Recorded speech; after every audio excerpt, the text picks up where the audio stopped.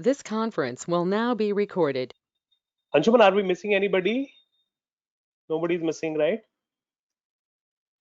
Who are supposed to join? Sir, almost everybody is here. I think one or two is missing. So I'll just contact them. Okay, let's make sure that nobody is missing. Sure, sir.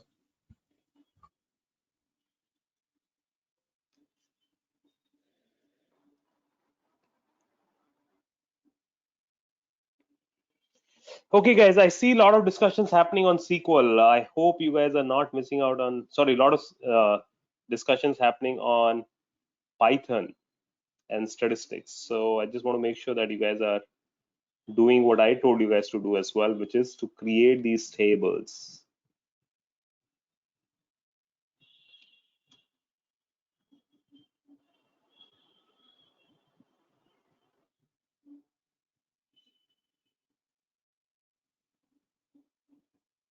What assignment? Yeah, the assignment was this.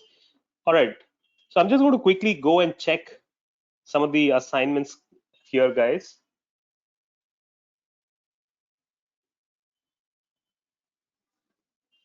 So 19 people. Lalit, how come you have not done the assignment? Sushant. Seshthar.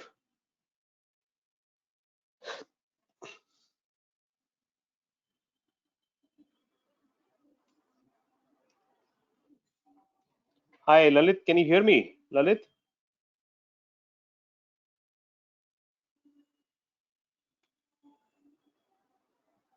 Manoj.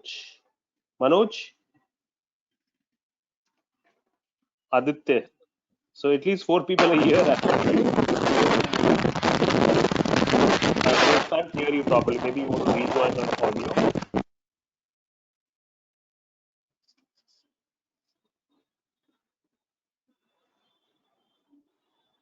Okay, but it shouldn't be difficult, Lalit. I mean, if you need any help, I can help you there. I can assign a teaching assistant also if you need any help at all. Aditya, Yes, sir. yeah, you did not submit this assignment, Cakes and Fudges and the Music School? Sir, actually, I have joined right today this batch. Uh, Okay, I just, 2 days I ago, is just, it? sorry, sir. You just joined, is it? Yes, sir.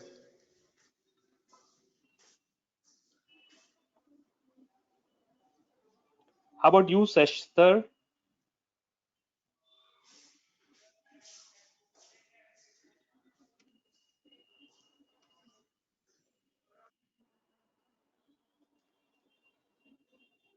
Sheshdar?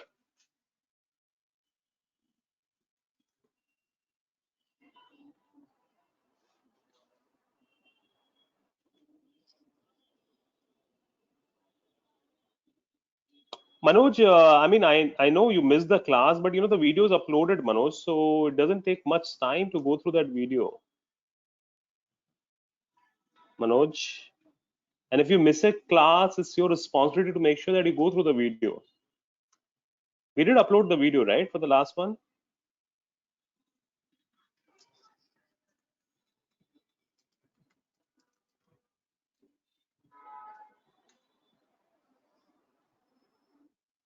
Yeah.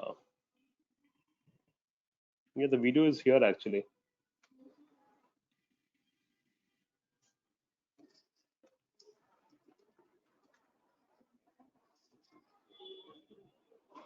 I mean, see, doubts I am okay to clear because doubts we can clear, but doubts will only be able to clear if you have practiced. If I can't clear the doubts if you're not really practiced at all.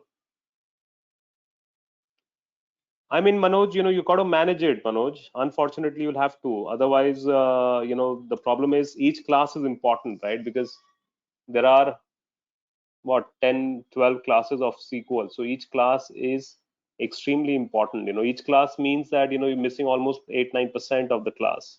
And the problem is that the next class will then be very difficult for you to understand. So Manoj, the classes are designed in such a way, and we had a weekend as well in the middle. So I can't, I mean, it becomes very difficult to not have everybody done the assignment on time, because then we can't really move on in the class, right? And I can't leave anybody out. Everybody is important in this particular batch. So I don't want to leave anybody out. And if you're facing any genuine issue, you got to tell me so that I can help you before the class, not in the class, because in the class, then we have to move on, Manoj. Okay, guys. So I just want to make sure that you all understand that there will. I'm sure you all have something or the other going on, but each and every class is important here, guys. And I will take it very seriously. I mean, if there are assignments which are not done, because it disrupts the flow of the class. Plus, I can't really understand whether you have understood, right? And if you have not understood, then I'm not doing my job. Are we clear, everybody? So every assignment, every class, every exercise is important. Each and every one of them. Okay. There is no sampling here that okay, out of 10 you have done 8. Each and every one is important, and each and every assignment is also important. Each and every class is also important. Okay. And believe me, will be more than happy to help you if you let us know beforehand that you're facing some issue in whatever, I mean, in accessing videos or something else, but you want to make sure that things happen, okay? Because otherwise it's just a waste of time.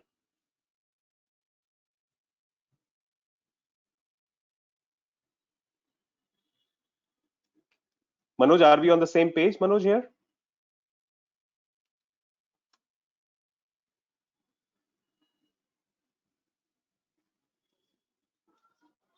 Yeah. All right, good, thank you. Remember, these are fundamental classes, okay?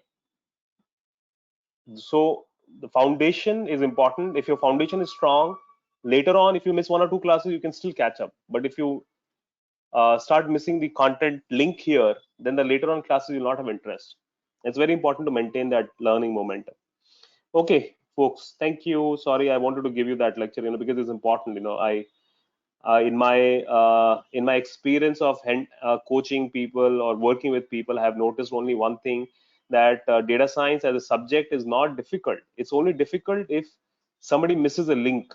Okay, we have intelligently designed the curriculum. Okay, so if you miss a link in between, then that's a problem. Okay, and the reason why we have recording is because if you miss something, you should be able to catch up on it, right? But you got to do that. Okay, in the last class, just to do a quick recap, what we had done was that we discussed how to design databases, and what are the design considerations in terms of what are the steps to design a database. Uh, if you remember, oh, let me open, I opened that wrong.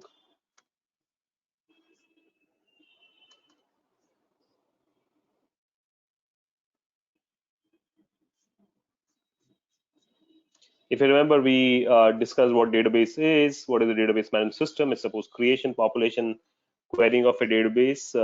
We discussed what is the relation database as well. We discussed an example of it also. Um, we had discussed this example. We also discussed what is normalization, which is to minimize redundancy by splitting the database into multiple subject-based tables. We discussed terminologies like primary key, foreign key. Why do we require foreign key?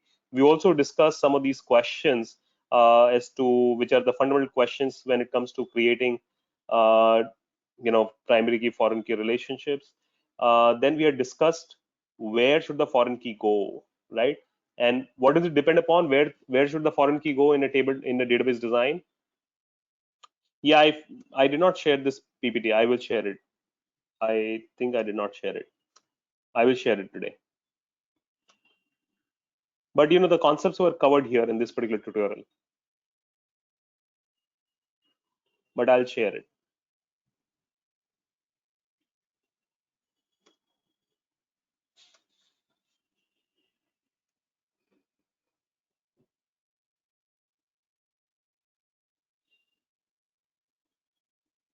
Okay.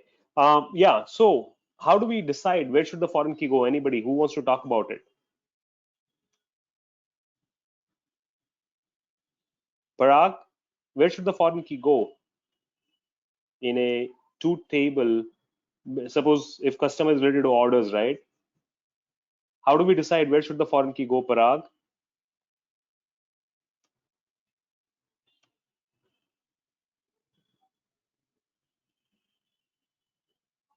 Okay. Parag, are you there, Parag?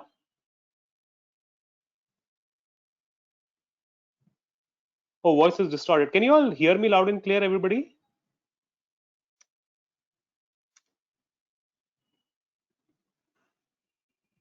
Okay. Prateek, Okay. we can hear you loud and clear. I think it's something on Parag's side which must be a problem because we can hear you quite Okay. clearly. Okay. So Parag, do you want to rejoin quickly?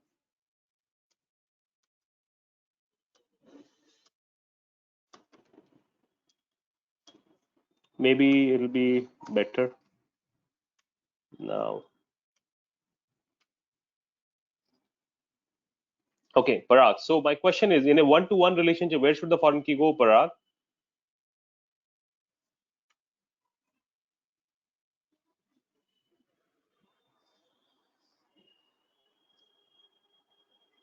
Where should the foreign key go in a one-to-one relationship, Parag?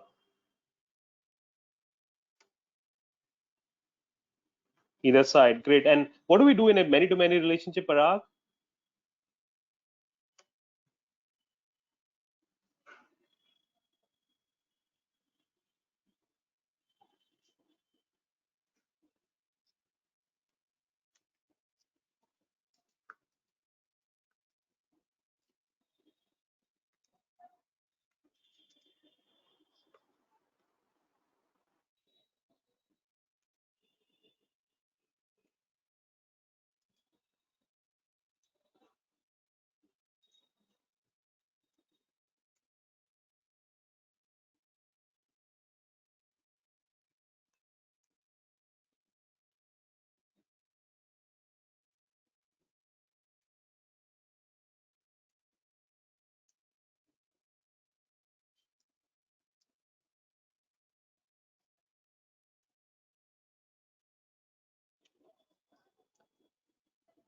Yeah. So what we do is that we create a third table. That's right, Parag. We create a third table. Suppose between supplier and products, there was a many-to-many relationship. So we create a third table. We put the primary key of both the parent tables into the third table, right? And then what is the type of relation? Who can tell me what is the type of relation between products table and the third table? Anybody? What is the type of relation between the parent table and the third table? Great, one to many. That's right, one to many. Anshuman, Prashant is facing some problem in accessing um the GoToMeeting on his laptop. Can you help him, Anshuman? He's connected with Yes, the sir. phone, I but will help. yeah, thank you.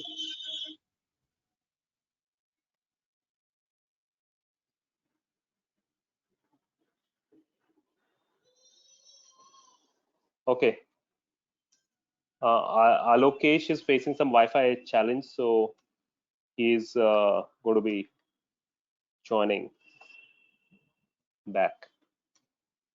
All right. Great. So I think these things are clear with everybody, right? What is the primary of the third table? The primary of the third table will be the composite primary key. Now we also discussed, I think, in the last class, should we create a column like supplier address here or not in the third table? What do you guys think? Should we create a supplier address column here?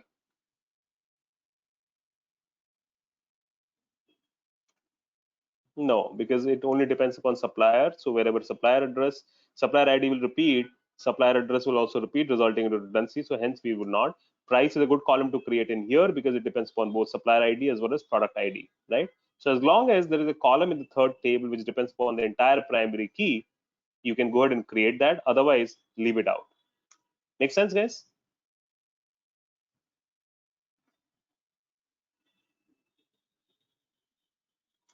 Great.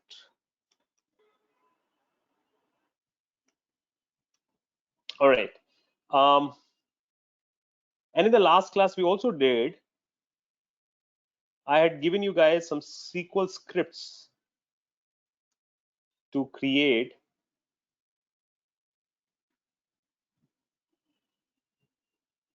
the database, right?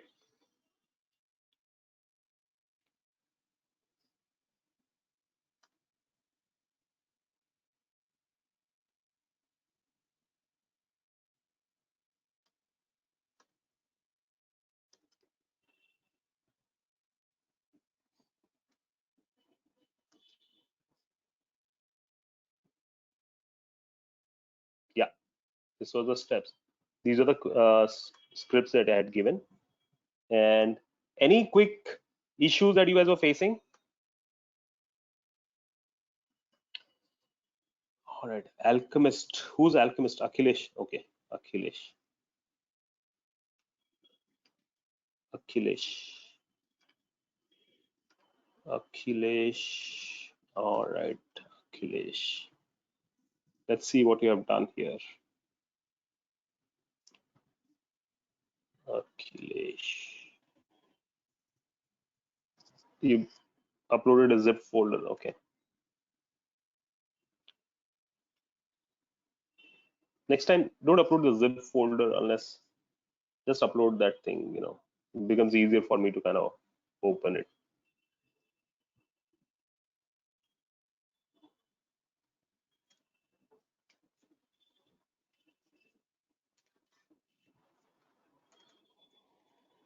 So books database, let me quickly see it. Great. So you created 3 tables right now. If you remember, Akhilesh, I said that whenever there is a loop kind of a formation happening, right, you got to be careful about it, right? We got to be careful about these loops that are happening, right? Closed loops, right? Now, what you have assumed is that between author and books is one to many. Between publisher and author is one to many. Between publisher and books is one to many. But I mean, if you ask me, so what do you guys think? I mean, is this any comments on this one? Anybody? This particular design? Any comments? Anybody?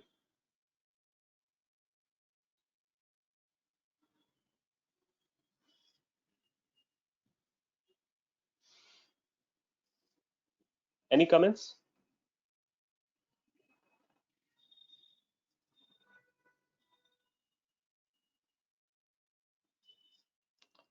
No. Let me ask this question to you, Prashant. Do you think publisher and author should be related? Hi, Prateek. Yeah, Sandeep. No. Yeah, I think, Go ahead, Sandeep. sorry. Yeah, I think only author and publisher should be linked to the books table, and there should be no link between author and publisher, because the relationship between author and books is like books one to many. One author can like write many books, and the similar way one publisher can print many books. So one to many between publisher and books, and similar way author to books. So this should be the relationship. Okay, makes sense.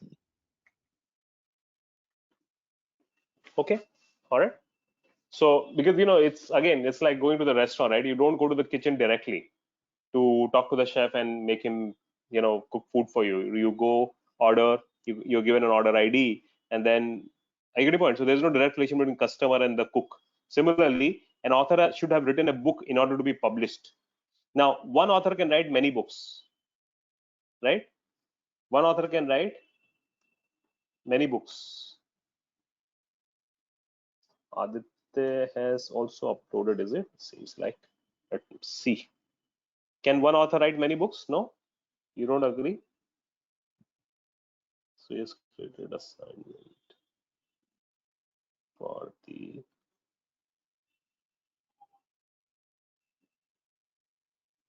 Alright, so this is what Aditya has done. So he said one author. Aditya, you there? Aditya?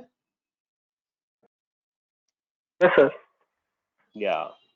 So Aditya, what is the relation you assume? So you said author can write many books, right? One author can write many books, right? Yes. Right, Aditya? Yes. Yes, sir. And you also, and can one book be co-authored by more than one author, Aditya? Sir, actually, what I assume is author and publisher are correlated. Means they have some bonding in between them. So author writes the book and told publisher that they publish this book. So I assume this data and then created this. No, tell me again, Aditya. Yes, sir. Tell me Sir, again. actually, Tell me again that relation. yes, sir, I assume that the author and publishers are correlated. Means author told publisher to publish that his book. Okay. Based on Okay. this, I created. Okay. All right. Yes. I see. Okay. I see what you're Yes. saying, Aditya. Let's see. Arun. Is Arun here today? Arun? Yeah, Arun is here.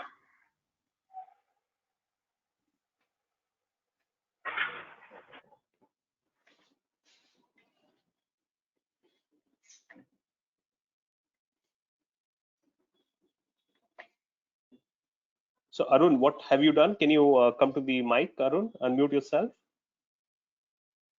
Yes, Prateek. Yeah, Arun. So Okay. you have said that author. So can you explain this? One publisher can have many authors. Is that what you have said? Yes, Prateek. Hmm. Okay. And one author can write many books, and one book could be co-authored by more than one author as well. That's also you have assumed. Yes, sure.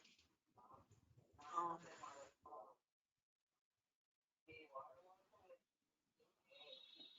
Okay. Prateek, I have one doubt.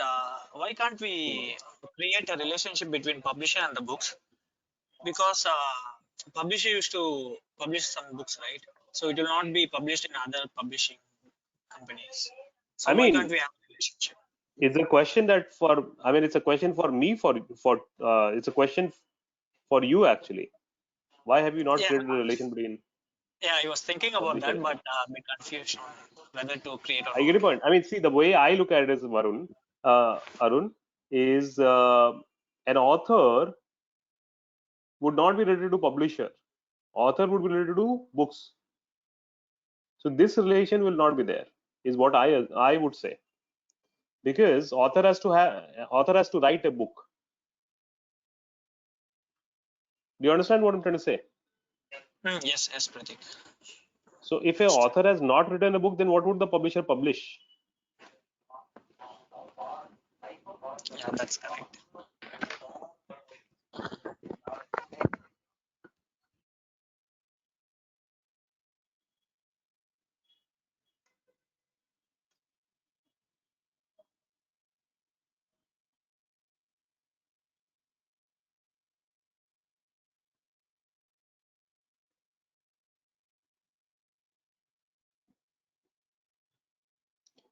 Case 3 scripts. Acha, these are scripts.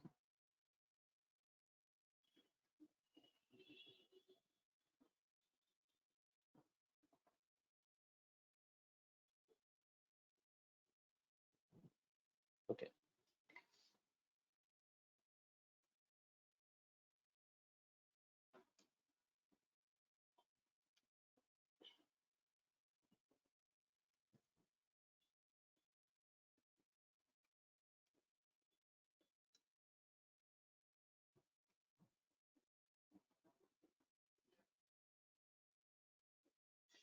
Okay. So what Bharat has done is, I think he has assumed one too many relation between publisher and books, right, Bharat? One publisher can write many books. One author can write. Yes, Prateek. One publisher can publish many books. So one to many, and one book cannot be published by more than one publisher. So I hope you have created a publisher ID here. Yeah, you've done that as the foreign key, right? Yes. And Yes, then one Prateek. author can write many books, and one book could be co-authored by. So there is a many to many here, and so that's what. And the scripts are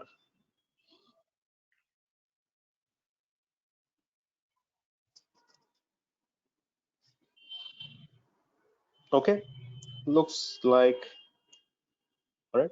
Let's go to the next one. Okay, so I think this you all have understood. You know what we had to do in this particular one. So let's go to the next case.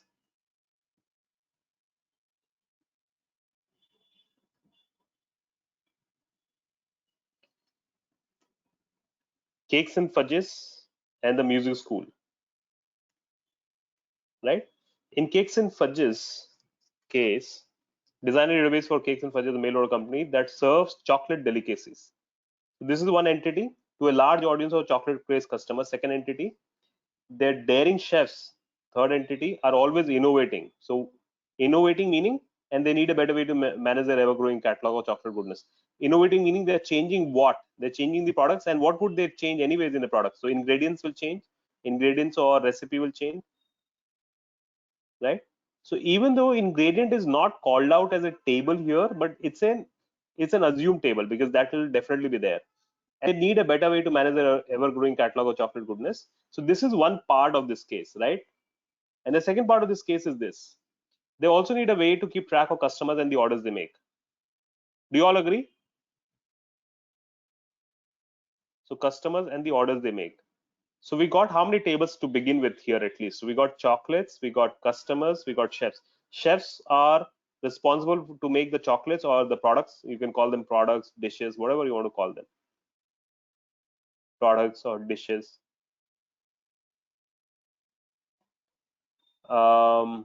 Chocolates responsible for products. Customers place orders. Chefs are innovating, so they're changing ingredients or the recipe. Got it? Okay, let me see. Let me go down a little bit. Let me see. Prashant, or maybe Gaurav. Gaurav. Gaurav. Let me see, Gaurav, what you have done.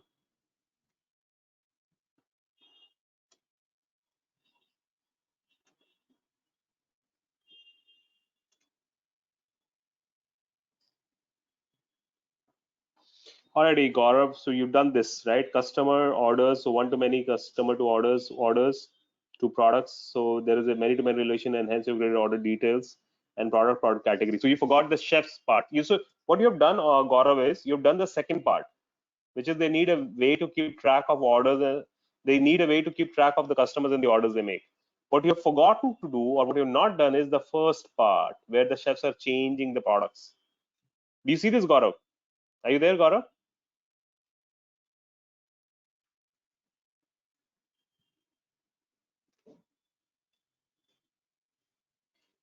Anybody who has done a little differently than this?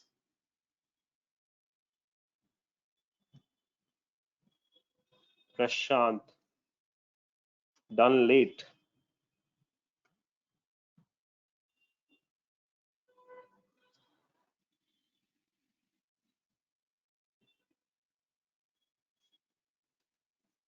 Where the diagram?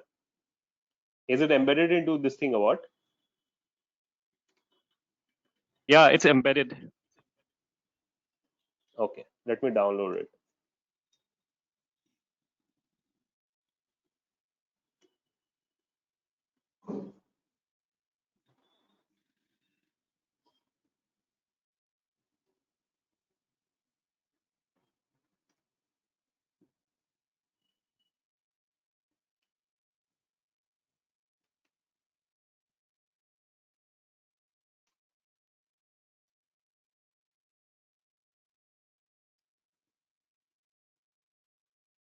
Okay, Anshuman, see if you can help Gaurav on the issue that he's facing. Yes, sir. I will. So you've done the same thing, right?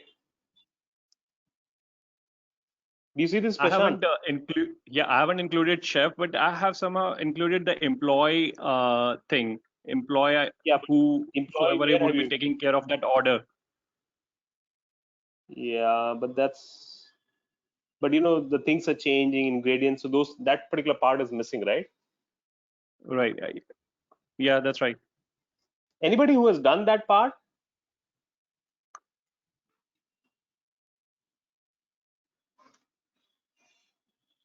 Product category, I know Gokul is there in Gaurav's thing as well, but I'm see again, product category is just one part of it, right? I mean, what is changing? Mehul, how about you, Mehul?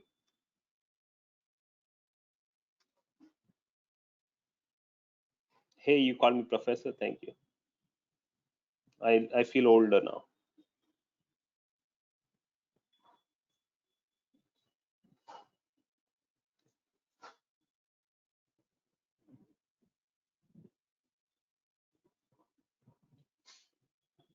Oh no, it's not so easy, Mehul. Mehul, are you there? So, Prateek, I have. Hello. Yeah, Prashant. So Prateek, we just need to include one column there in product category as a chef, or we need to No, have another chef would table have his own, altogether. chef would have his own characteristics, right? A lot of attributes about the chef. What's the name of the Right. chef There would. is, I mean, a lot of things could be there for the chef, right? Okay, and then it One would chef, be linked to that product category. absolutely. Right. Makes sense. Thank you. Sir, one thing. Shreya. Sir, but when we order a particular product, we don't see who is making it. So this is not something which we have information on. So how do we do an analysis on a chef table? So, I mean, think about this business, right, Shreya? Suppose if you were the owner of this business, CEO of this business, or the owner of this business, right? This particular bakery business that we're talking of, confectionery business. So, Yeah. what are the information that you would want to track? What business question that you may have that you may want to answer once this database is ready? So you would have, of course, some questions about the customer. What are the orders that we have gotten, who the customers are, where the delivery has to be done, and so on and so forth. So that's one set of questions that you would have, isn't it, Shreya? And the other Yes, set sir. of questions that you would have is about your production, about your operations. Who's responsible to make which products? How much does it cost to make a particular product? So what are the ingredient costs? If the products are changing, right? So what is changing in the product? So what is the recipe that we are tracking? Do you understand what I'm trying to say, Shreya? Mm, yes, sir. Yes, sir. So But then we can also. whenever we create a Mhm. database, we need to keep in mind, as I said, the first class, right? We need to keep in mind what are the information that we would need in order to solve the business question that we would have. Yeah. Yes, sir. Got it?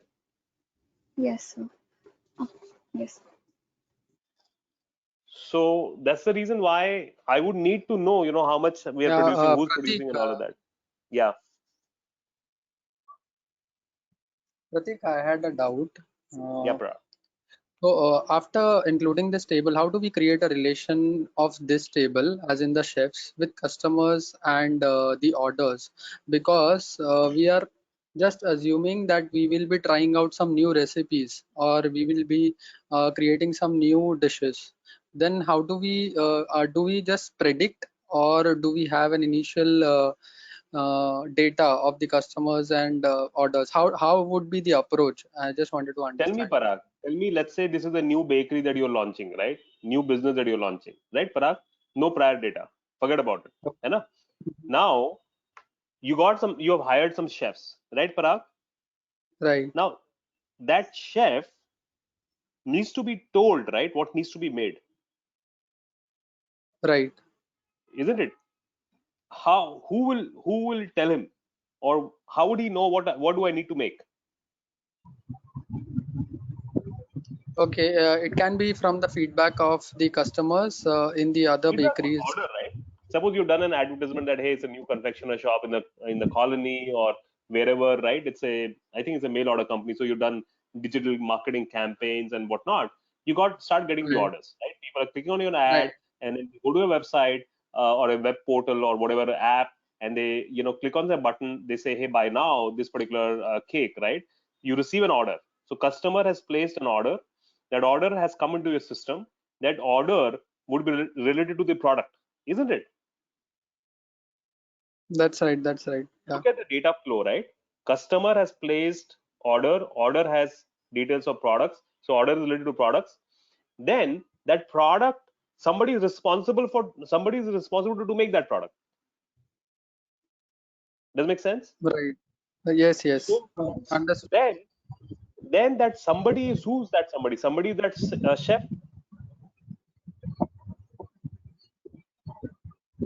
Sir, then for sir, Mehul, sir, if you're saying that if I am the owner of a place and I am starting the business and I have no knowledge about much or more prior knowledge about cakes or cooking or anything like that, so isn't it won't I go to hire a chef and take the chef's feedback, like what will be good or what kind of cakes should we make so that it sells more?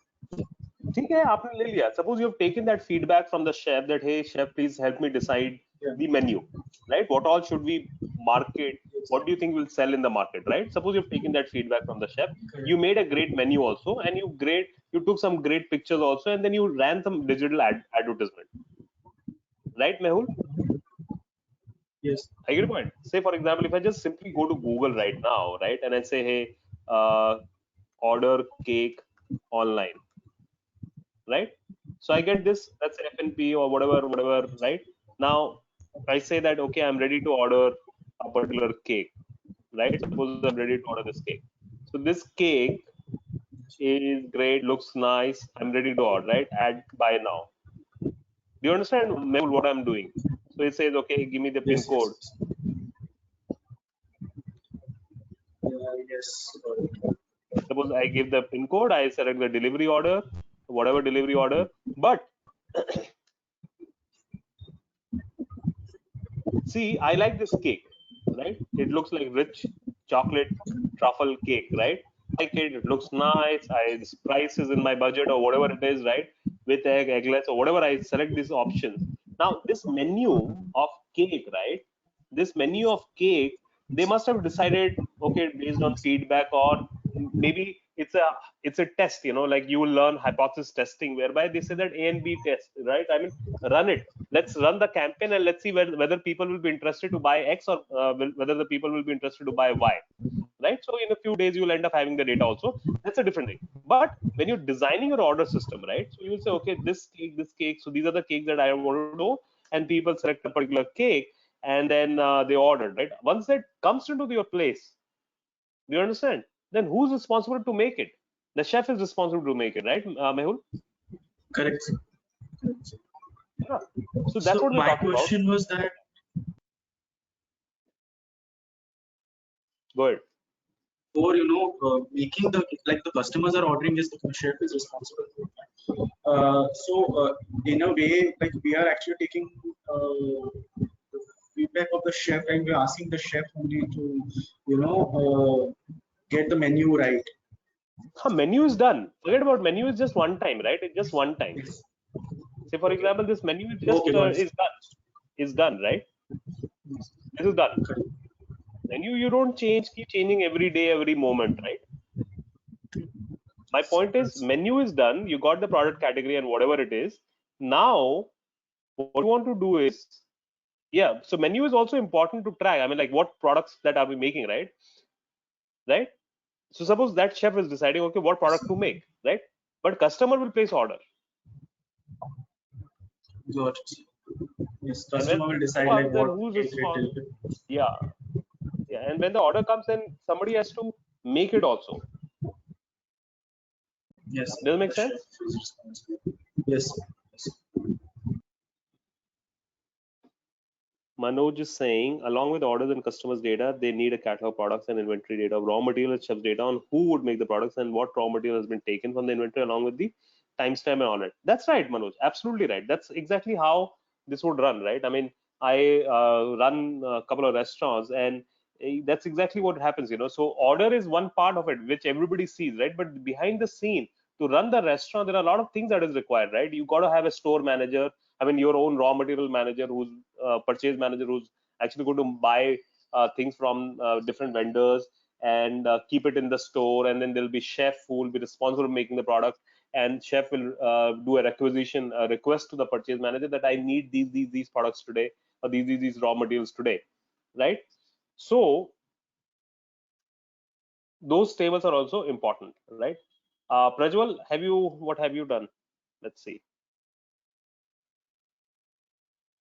You also done only 3. Okay, so he's not even made product. No, these are not. Prajwal, no, you're not. Maybe it's not as simple as this, right? What you're seeing here, Prajwal. And where are the scripts?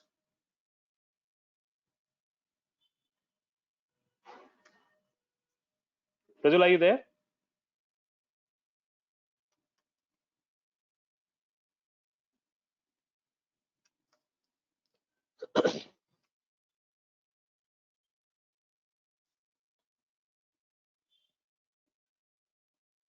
Hello, mic problem. Yeah, Prajwal, I can hear you now.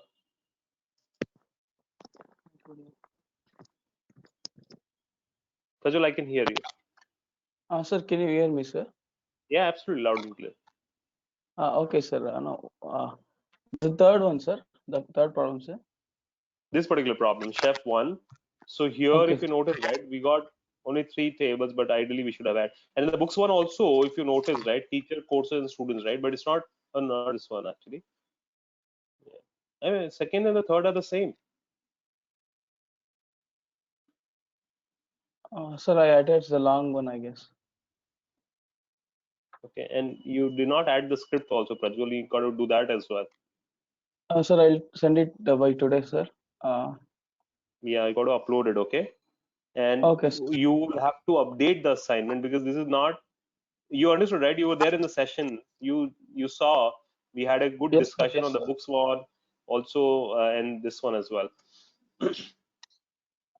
Okay, sir, I'll do it once again, sir. Rohit, are you there?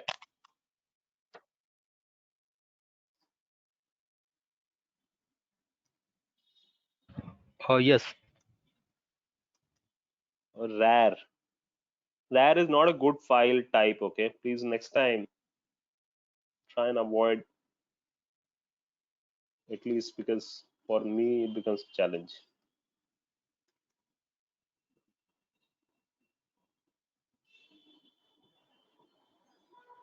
Done the same thing, 4 tables.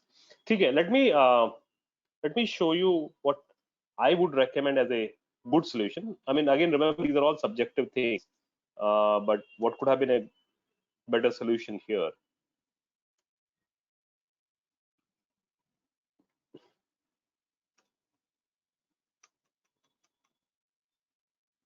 Look at this: customer orders. So customer one to many, because one customer can place many orders, and one order has to be related to only one customer. So customer to order one to many. So the foreign key will come into the orders table, and then orders to dishes. Dishes here is nothing but products, right? Now, so we got many to many relationship. So one order may have many products, and one product can be part of many orders. So that is why we created a junction table here. Are we all clear? And then chef to products.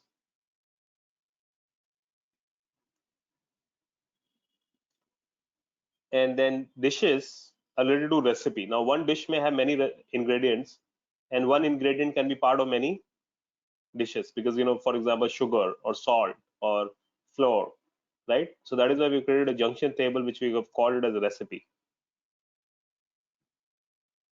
Do you all agree?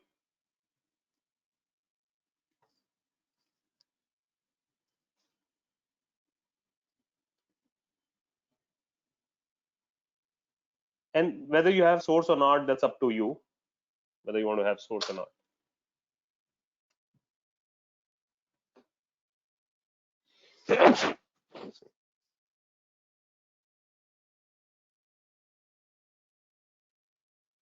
Clear, guys? Anybody who had made the ingredients table like that?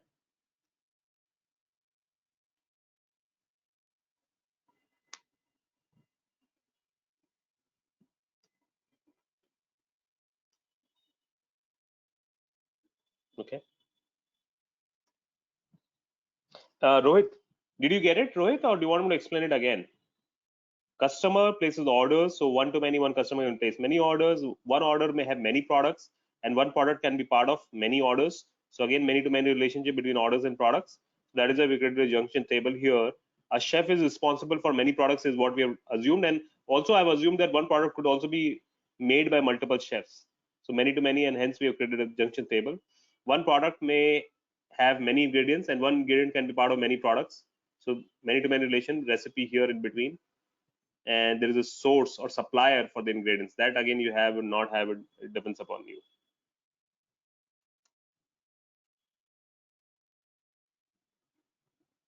Okay, let's discuss the last assignment that I had given. This studio runs a medium-sized music school. They have a fixed series of courses in mind. Okay, think like your owner. Okay, think like the owner of this school, and a roster of teachers to fill for most of them. They also have a long list of past and potential customers. Customers are really nothing but students.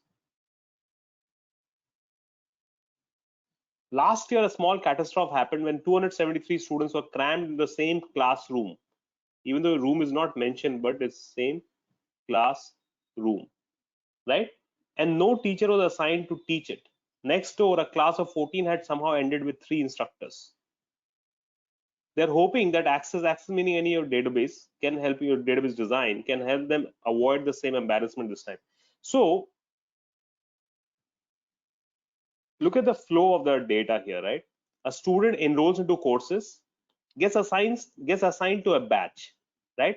And a course may have many subjects in it. Let's say classical music may have harmonium in it, may have vocal in it, may have lyrics in it, may have some other things. For example, you have enrolled into data science certification course, right, which has multiple subjects in it, right? So there could be a teacher for different subjects, right? So a student enrolls into a course, gets assigned to a batch. That batch gets assigned to a particular subject to be taught in a particular time of the day, at a particular day of the week, in a particular classroom by a particular teacher. Or maybe you can say that a teacher teaches a particular subject, right, to a particular batch of students, right? So even though batch is not mentioned here, but batch is a table. Subject is not mentioned here. I would assume subject is also a table. Roster is mentioned. Roster is schedule table.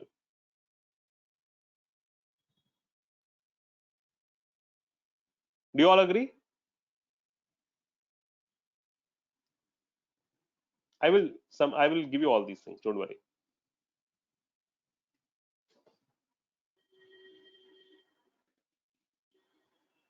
Right now, how many tables then do we have here? Who wants me? Whose assignment should I check? Sandeep Wagalkar.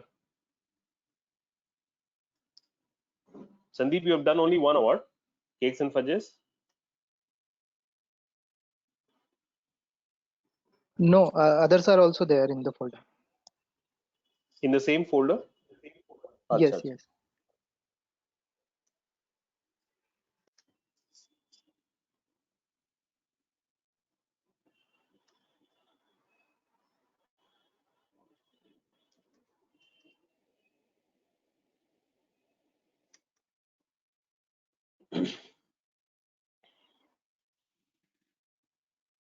Yeah, this is not so easy, right? You just have students, student enrollment, course master, and faculty. What about that classroom? What about that scheduling problem? Completely, we have ignored it here. Would this ER diagram, entity relationship diagram, take care of that scheduling problem that we are talking about? No, actually, I got it once you read the problem now. I get a point. Now, I'm not going to explain this one again, okay? I will give you one more attempt on this particular assignment. Try to do it again. Now you've understood, what we are talking about. And you also understood how do we identify the tables which are not clearly, or the subjects or the tables that we are not clearly called out, but are very good to assume here. Does it make sense? So give it one more shot, right? And then I will show you the ideal solution for this one in the next class.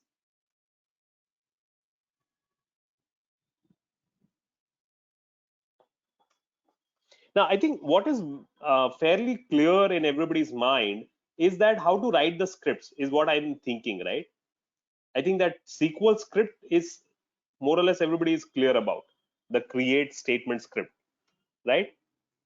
Because I saw that everybody has kind of created. I mean, is there anybody who wants some help in that? I'll be more than happy to explain that again, any of these scripts again.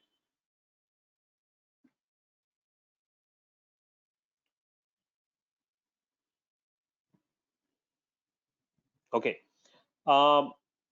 Great then. Manoj wants me to. Okay. So Manoj, I mean,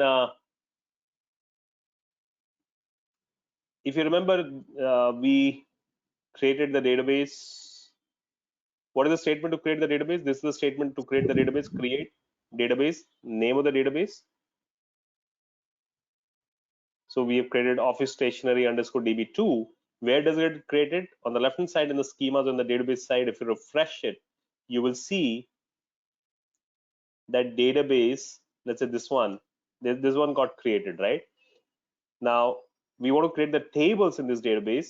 So what do we do, guys? Maybe we drop the table here.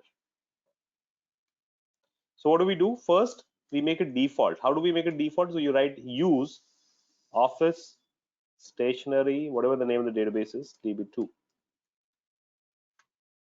you all agree?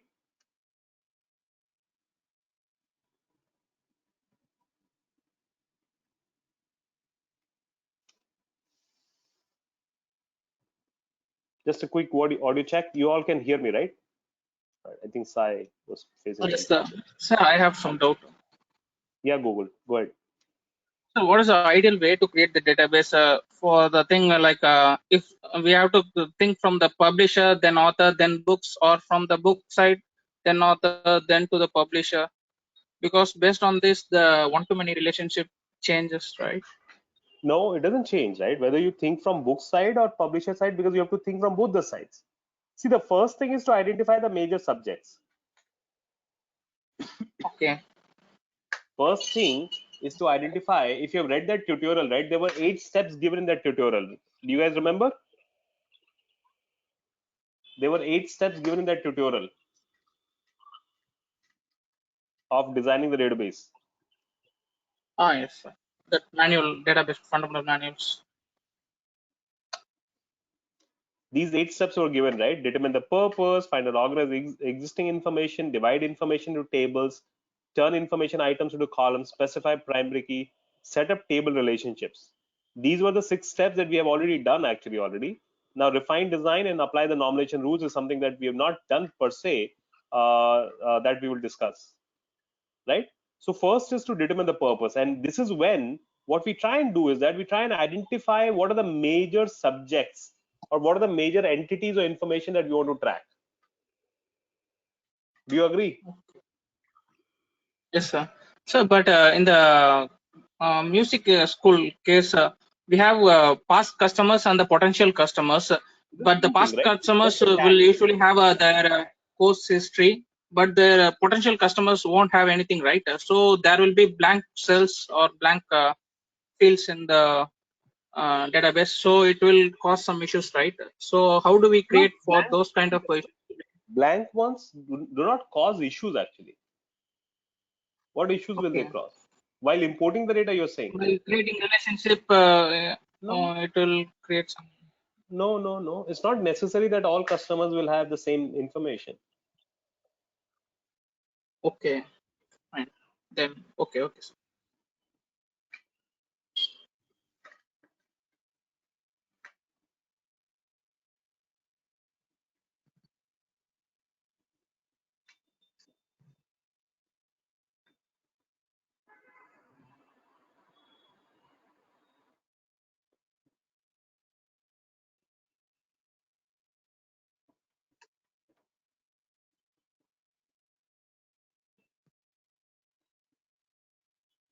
Okay.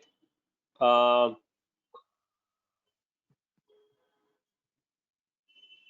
So use will make it default here, and this will drop the tables from it. And then here, in order to create the customers, we've got create table, create customer, and cust ID integer varchar. What is the difference between varchar and char, guys? What's the difference between varchar and char? Anybody? What is the difference between varchar and char?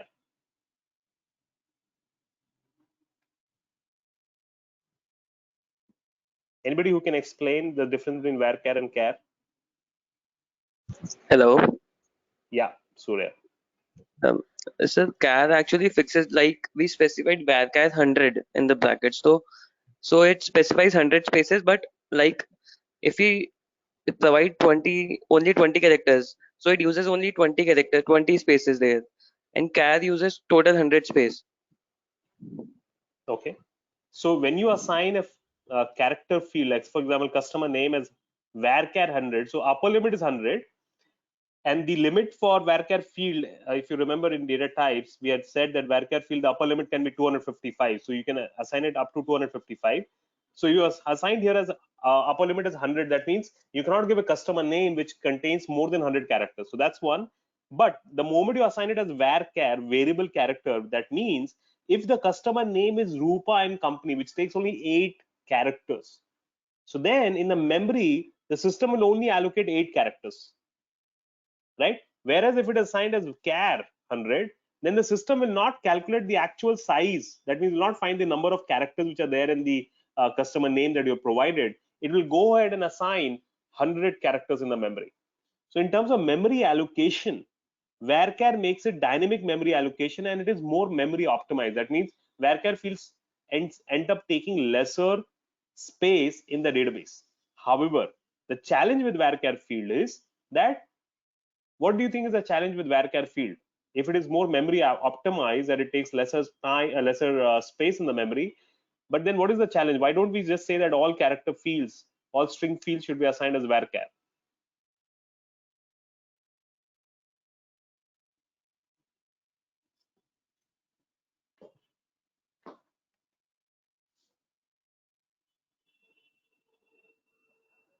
Cannot alter. No, you can alter the varchar field, Gokul.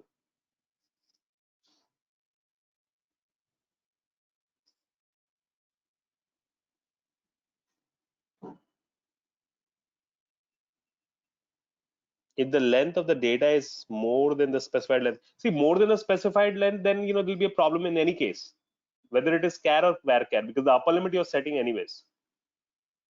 Char is faster, that's right.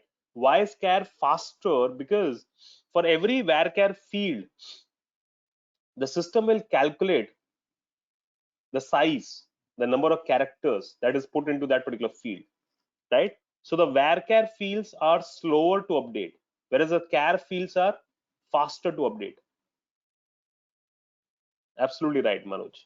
It'll take more time because it has to check the character, it has to calculate the number of characters used in a varchar field and accordingly assign the memory. Is it making sense?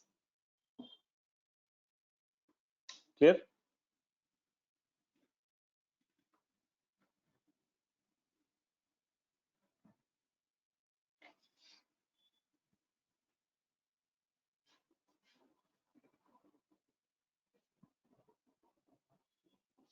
Character field or varchar field can are alphanumeric in nature. They can contain numbers, they can contain special characters, they can contain alphabets, they can contain any and everything.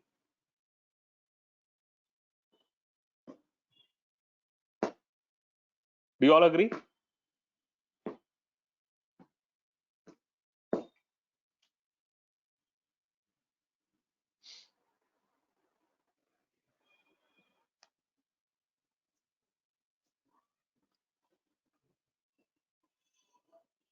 No. So Taha's question is, instead of using int, can we use char? Well, you can make customer ID as char. That's not a problem. But say, for example, there was a field here called as customer net worth, right? Now, net worth, right, would be integer, right? I mean, would be numeric. But if you make it as, let's say, char 100, then what would happen is the net worth figure that you would put into customer net worth field, right, the net worth figure that you would put in the customer net worth field will not have what? Will not have what? Will not be calculated. You will not be able to calculate on it. Do you understand what I'm trying to say? You will not be able to calculate on it. No calculation would be allowed. You can't find average of net worth or who has the highest net worth, the lowest net worth. Those kind of things you cannot. You would not be able to do any calculation of those numbers. So any field you think you would need to do calculations on, right? You should put it as an integer or one of the numeric data type which are listed over here. Yeah, here the number would be considered. If you make it as char 100, the number would be considered as characters. Clear?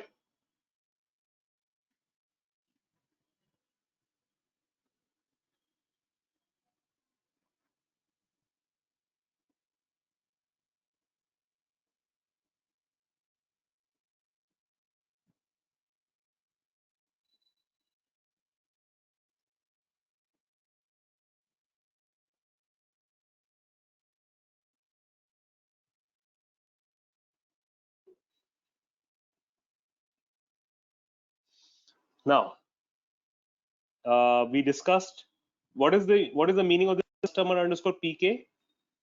This assigns a tag to the fact that cust ID is a primary key. So if you want to drop it in the future, you'll just drop this without deleting the cust ID column. And here O underscore FK, we have assigned as the tag to the fact that CID is a foreign key here. So CID in this column, in this table, we have created CID as a column here, which is going to be a foreign key, which refers to the customer table cust ID, right? So if in the future, if you want to drop the fact that CID is foreign key, so you just drop this constraint. So Hi, Prateek. I have a question. Can we change the name of foreign key, which is in another table? Can we change the name? Let's say if can I write CID as a customer? I mean, are you asking that? Can I have CID here, and can I have cust ID as primary key in the customer table? Can the foreign key and primary key have different spellings? Is that the question? No, what I mean is like a CID as like I'm putting here in this table. Can I wrote it as a customer, as a for a better referencing? You can, no problem. Just a header name change, nothing else. Yeah, you can.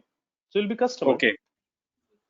Okay, and it will work, right? So we do not need to necessarily write the same name, right? No, that's what I was trying to say, that you don't need to. Okay. Okay, got it. Thank you. Have the same. Generally, we end up having the same name in both sides for better referencing, but it's not necessary. Okay, thank you.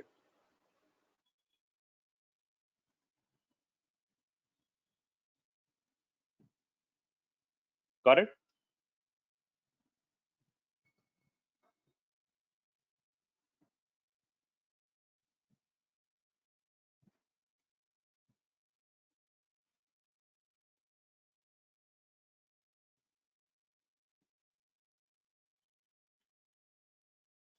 All right.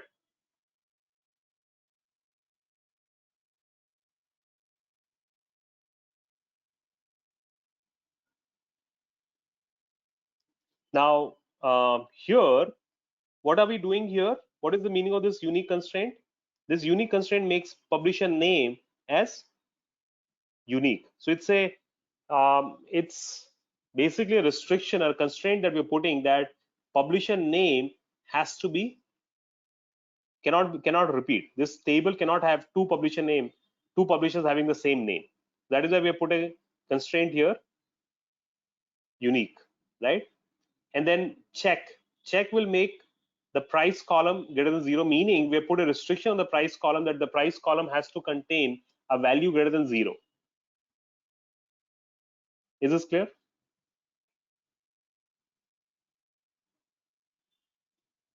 Now I could have also put a constraint here saying not null. What would this have meant?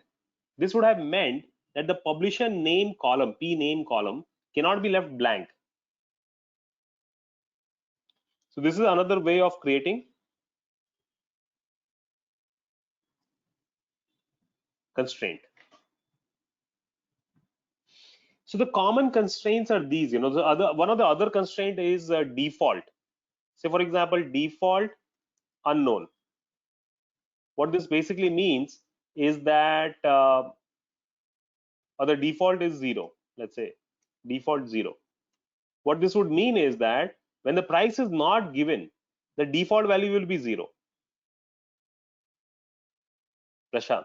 So these are the typical constraints: not null to make something mandatory, default to make something, whatever default value, primary key, foreign key, unique, check. These are the most frequently used constraints. Okay.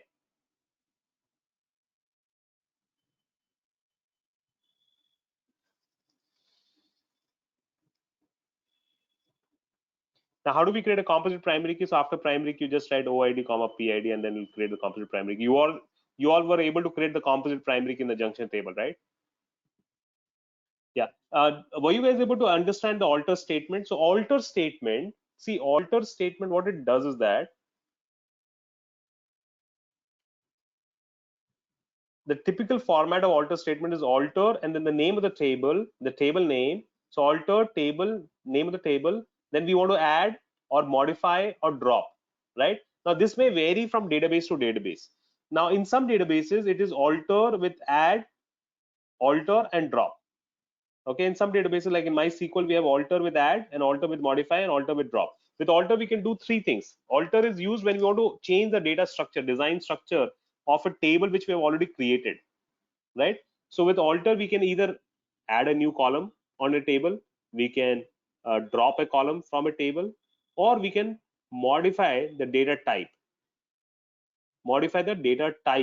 of the table. Does it make sense? We can also rename a column with alter. We can also rename a column.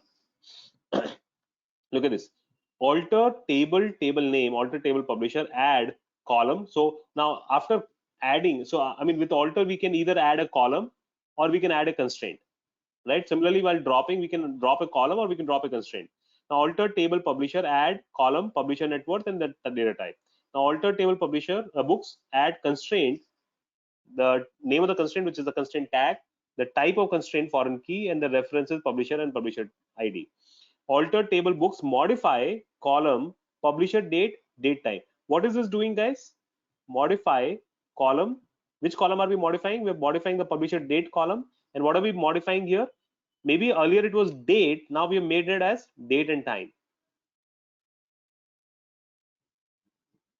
Does it make sense? Changing the data type.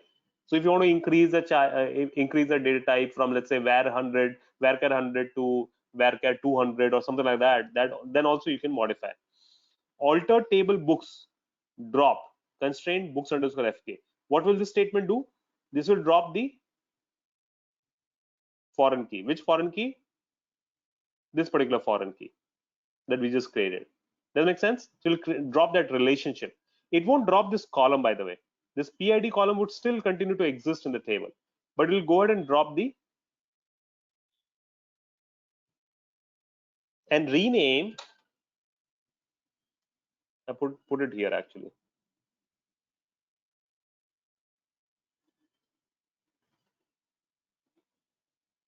Look at this: alter table customer, rename customer city to cus city. Alter table customer, rename city to cus city. It'll rename the column. Almost just like how we speak, right? I mean, as simple as that in this particular case. Okay. Now, I know you guys must be wondering, how would I remember these small details? Okay, this is how we need to run the rename. I mean, this fine. This is always open book. You can always Google and quickly figure it out. Okay, yes, there is an alter. With alter, we can rename. And what is the command in MySQL?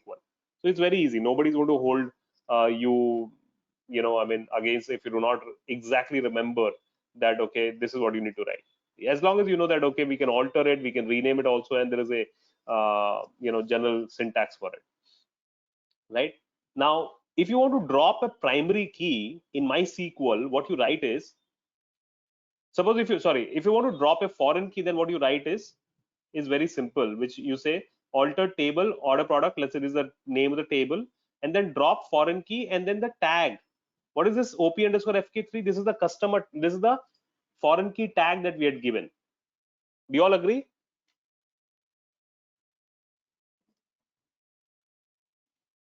This was a foreign key tag that we had given, right?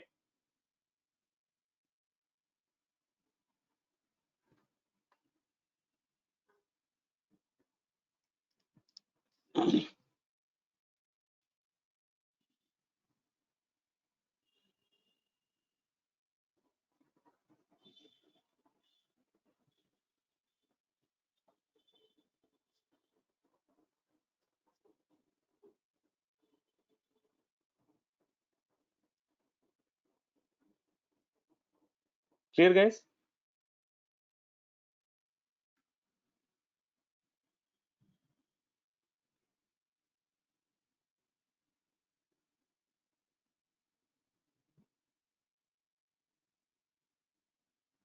Now, how do we drop a primary key constraint? So for dropping a primary key constraint, what we write is alter table drop primary key. You don't even have to write the name of the constraint tag here. The reason is that in a table, there is no ambiguity. There's only one primary key. So even if you simply write alter table customers drop primary key, that is fine. But in some databases, especially in Microsoft database, what we have to do is the same command alter table customers, and then you will still drop a constraint, and then you will still write the constraint tag. In some databases, you have to do something like this, even when you're dropping the primary key. But in MySQL, what we do is that we just write drop and primary key. Okay.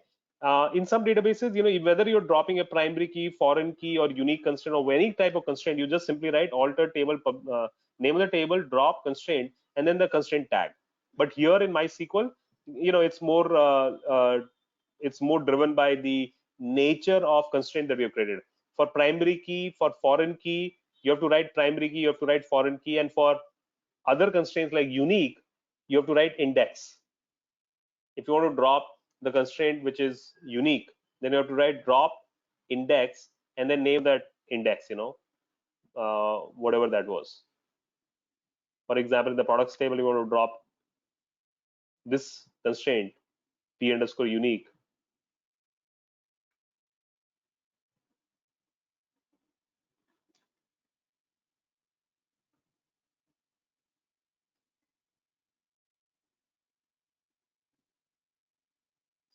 So you simply write that is done here. Look at this. So alter table products drop index p underscore unique. Got it?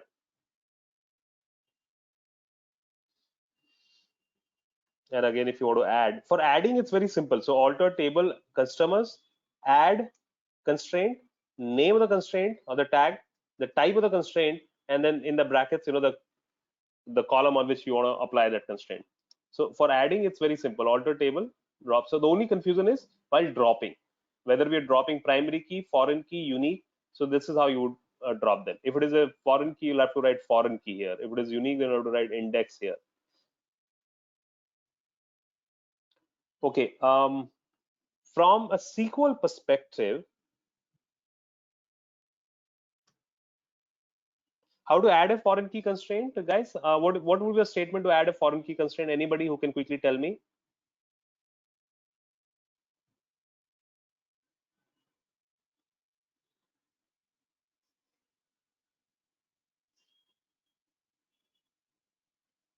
How to add a foreign key constraint? Anybody who can quickly tell me?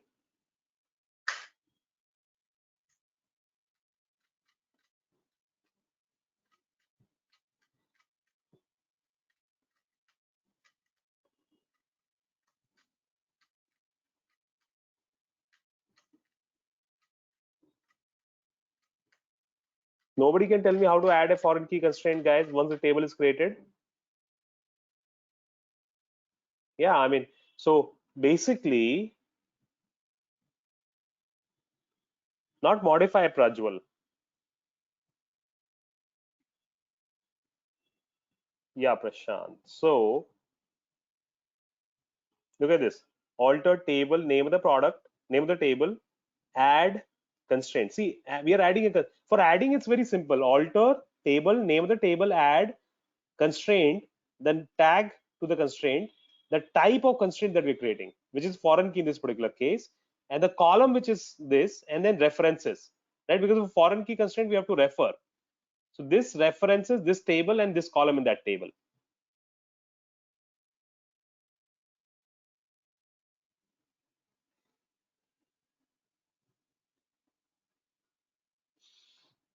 Correct?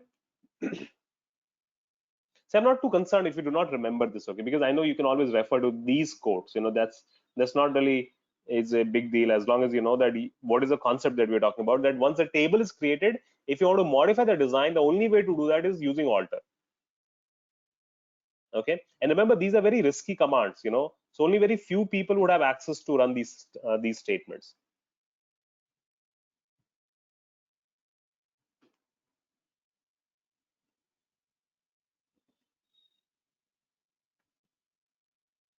So I want to talk about, yeah, of course we'll talk about all these things, you know, SQL and all of that. We'll go into a little more detail. So SQL statements are divided into three different types of statements generally. Database definition language statement, database manipulation language statement, right? And database control language statement. Database definition language statement are used for designing, like all the things that we have spoken so far about, right? Create, alter, drop, these were all part of DDL, database definition language statements.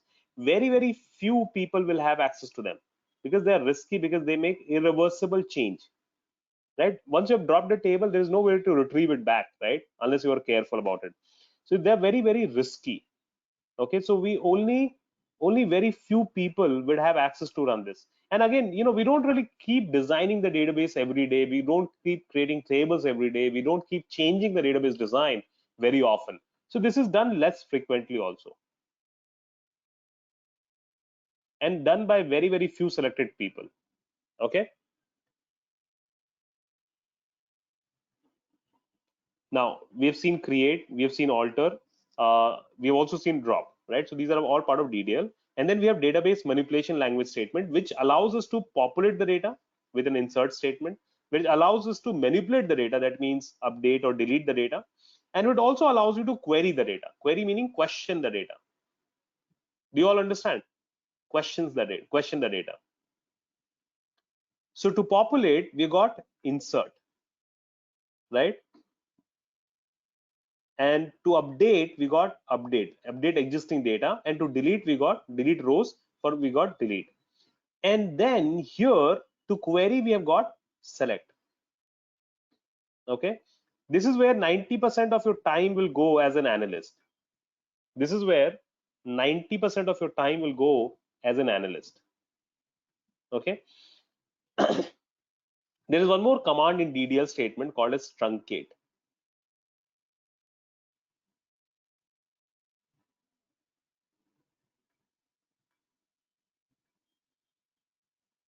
Truncate and delete here. Truncate and delete, they can be confusing. Truncate also, what delete does is that delete deletes the rows. Truncate also deletes the rows from the table, doesn't delete the table per se. Drop will drop the entire table, okay, along with its structure, schema, columns and everything. Delete will delete the rows. Truncate will also delete the rows. However, truncate will delete all the rows without any condition.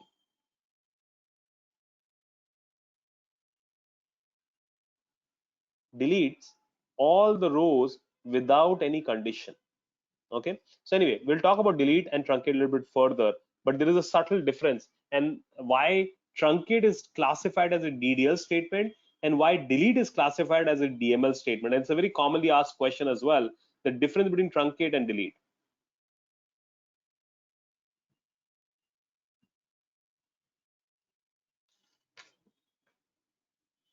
Is it making sense?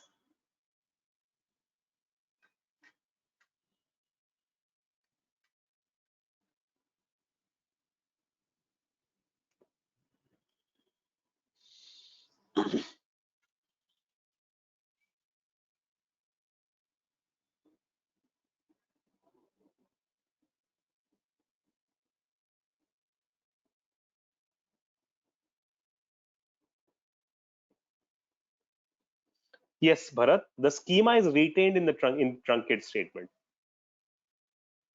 Schema is retained. That means the structure is retained in the truncate statement. What about columns? What do you mean by what about columns, Thaha?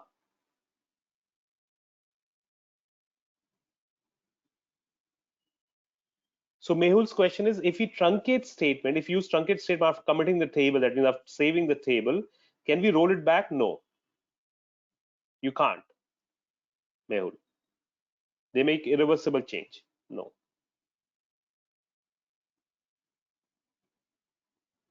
The columns, that's what I'm saying. Truncate will not delete the columns. Delete will also not delete the columns. Okay. Only the values are gone. Absolutely. The columns will remain the same, will remain there. Only the values will be gone with truncate and delete.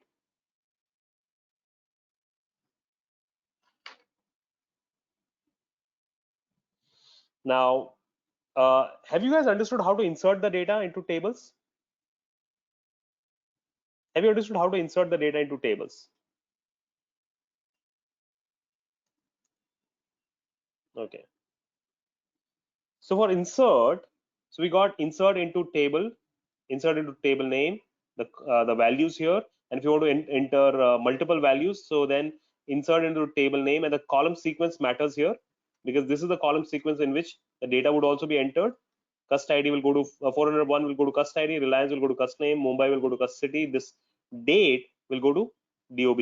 Now you got to be careful here, right? Reliance is put under double quotes because it's a text field. Mumbai is put under double quotes, again a text field. Date should also be put into double quotes or pair of single quotes, both work. And where the date format should be YYY, MMDD. This is the default date format for MySQL. Okay, be careful about it, right? And if you want to insert multiple rows together, so look at this: insert into table name, the column sequence, values, then the values for this one bracket, I mean like one set of values, so one value set or one record, and then comma, second record, then comma, third record. Do you see this? Right? Tuples. Tuples are also here in database. Actually, tuple is a term which is used in database terminologies to refer to a particular row in a table.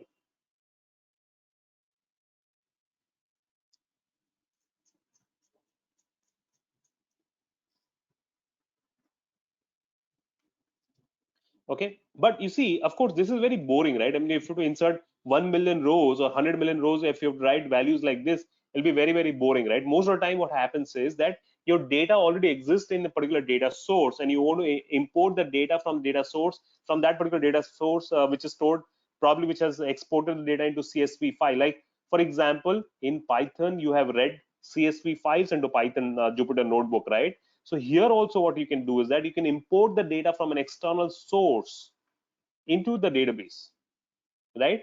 So that suppose you have a massive CSV file lying somewhere with the 1 million rows, and you want to insert them. So you want to insert all of that rows in one shot, right? So that also you can do. Plus, think of a scenario, right? What you want to do is that, imagine what you want to do is you have a source table, right?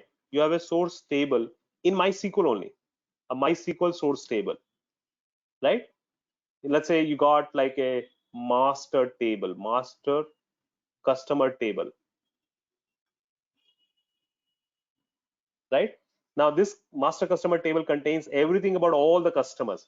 Now what you want to do is from this master customer table, you want to select all the Delhi customers, and then you want to take, suppose there are 1,000 Delhi customers, you want to take the data from this master customer table, right? And there is a destination table, which is, let's say, Delhi customer table, right? And what you want to do is that you want to put this master customer table from this here, you want to put it to the destination table. So this is again, this is 1,000, right? So you want to import, you want to select the data, you want to extract the data from the source, and then you want to insert it into the destination. So then in that case, you'll use a combination of insert and select. That also we will see.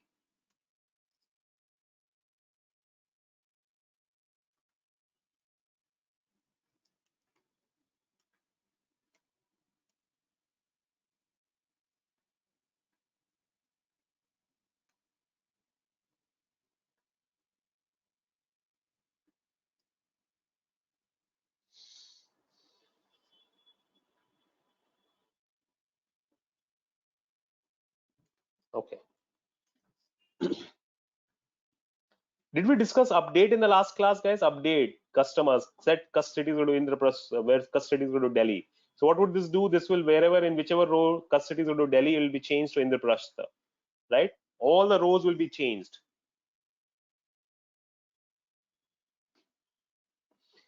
Prashant's question is, how can we add a new column and get the calculated value into it through other columns?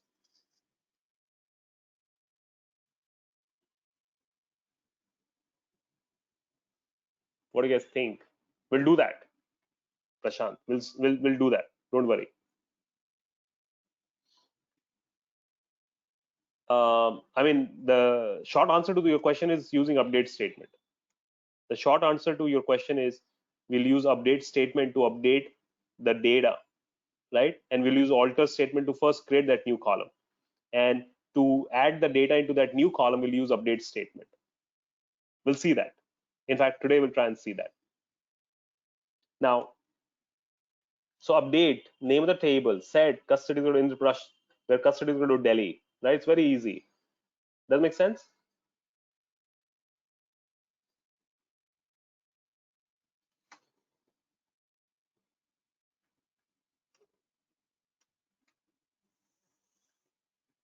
So you got these three rows here in the customer table. Maybe we got now 4 rows in the customer table. Now what we want to do is that we want to update. It's already updated. Let's say I want to do the opposite. I want to update wherever Indraprasth is.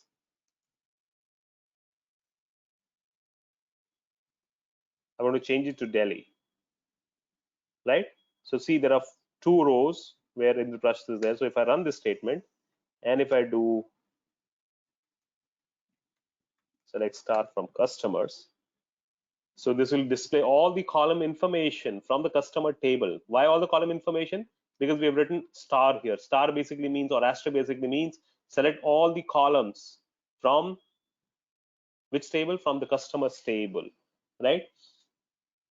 And if you notice here, now it has become Delhi, right? Because we have updated these. So this is data manipulation, right? So all the DML statements, work at the data layer.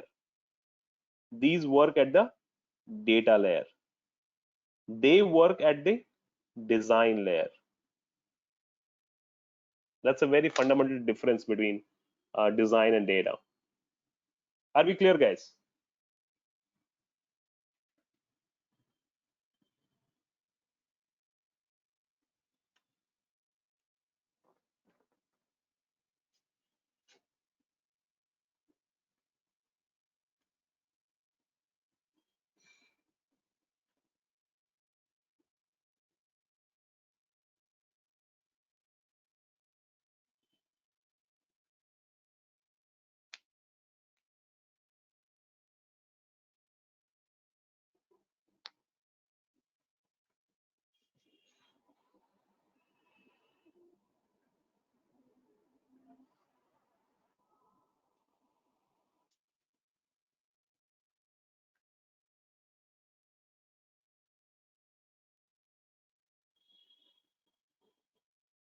Now, if I write, so let's look at a couple of more update statements, by the way, quickly. Update,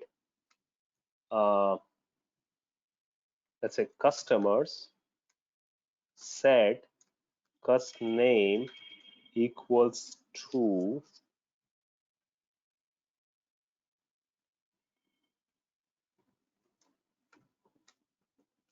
idea, comma, cust city equals to Kolkata, where cust ID equals to 101. So what do you think this will do? This will change. Look at this, huh? Here there was only one change that we did, which cust city is going to Delhi. Now here we are doing multiple changes. Cust name is going to idea and cust city is going to Calcutta, where this condition is met. So if I run it, and if I do select star from,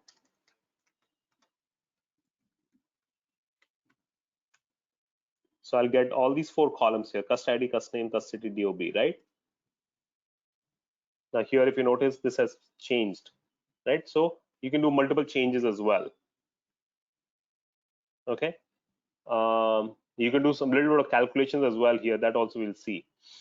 Now, what if I've got the data here from the customer table and I want to delete all the, I want to delete only, let's say,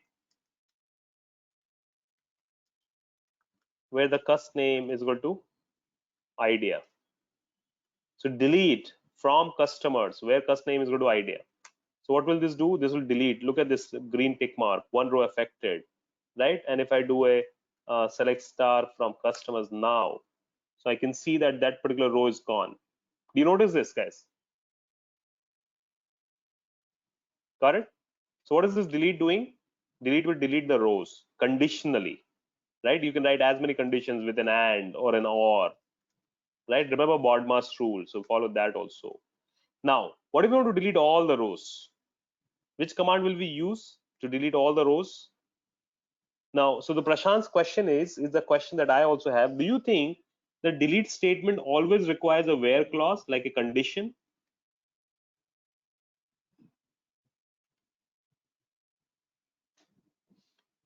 So the answer is no, it's not mandatory, but it is a safe option. Safe option to give condition to a delete or even to update statements. Okay, by default, the system will not allow you to write a delete statement, will not allow you to execute a delete statement without a where condition. The system will give you an error saying that delete without restrictions or the delete without conditions are restricted. Similarly, updates without restriction, without where clause are restricted. That means not allowed to run. And it will give you the steps to go to edit and go to preferences. If you want to enable it, if you want to enable deletes and updates without restrictions, without the where clause to run, then it gives you the steps that edit preferences, go to a SQL editor, scroll all the way down, and then by default, what you would notice here is that you would notice it is checked.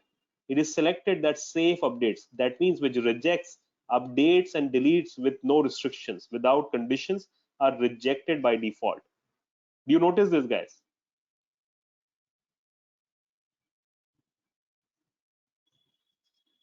Makes sense?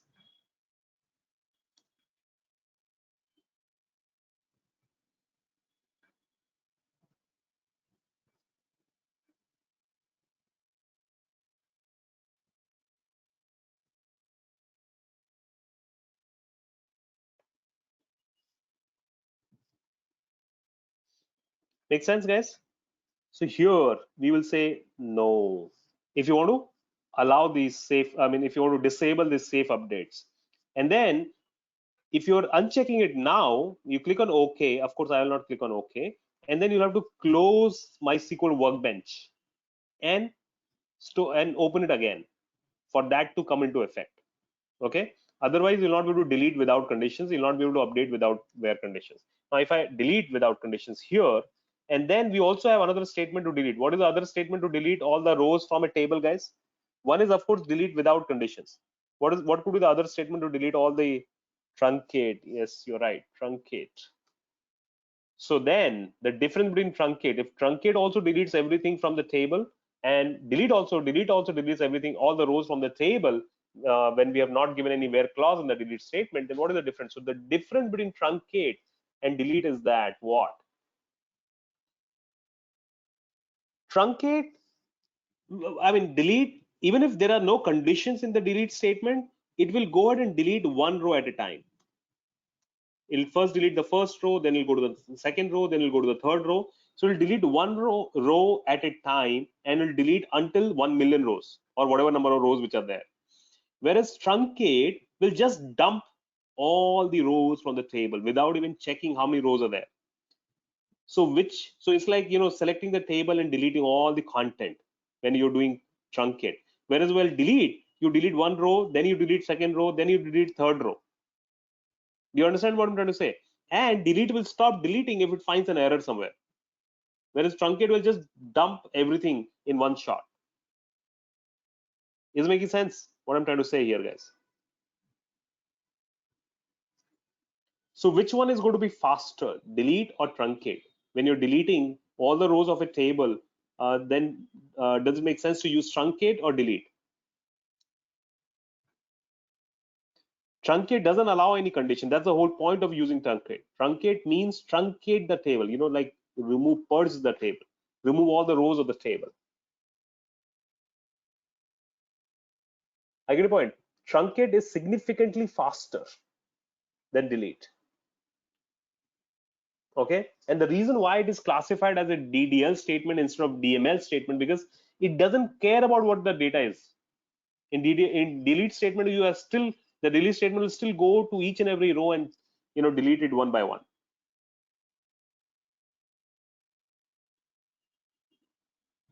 Does it make sense, guys?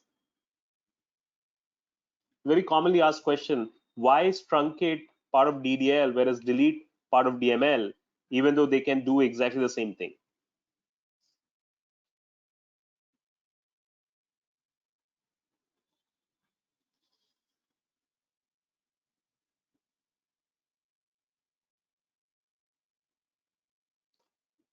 Will we ever use delete to delete the entire data? I mean, you still use it. I mean, if it's a small table, it doesn't really matter, what you use. But generally, I mean, when you're working, because nowadays we work with very, very large tables. So delete came, historically speaking, Prashant, delete came much before truncate came as a command. Delete has been there since the beginning, whereas truncate was added much later. Once we started working with very, very massive data, then truncate came to the mean.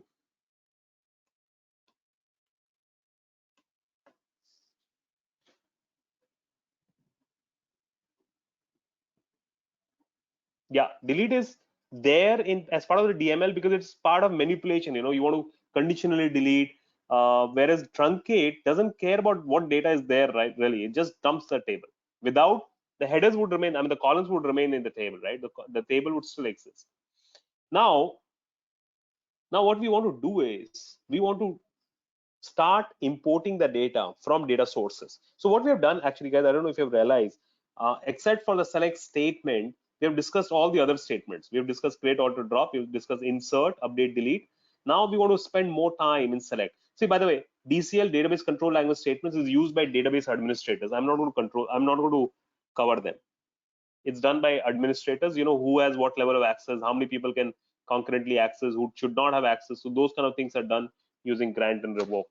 And there are other some statements as well as part of control language statements. So we'll not go into the details of those. Now, what we want to do is that we want to go to select statement directly. Now, for select statement, we use select statement to extract information to answer business questions, right? The syntax of select statement is very simple, which is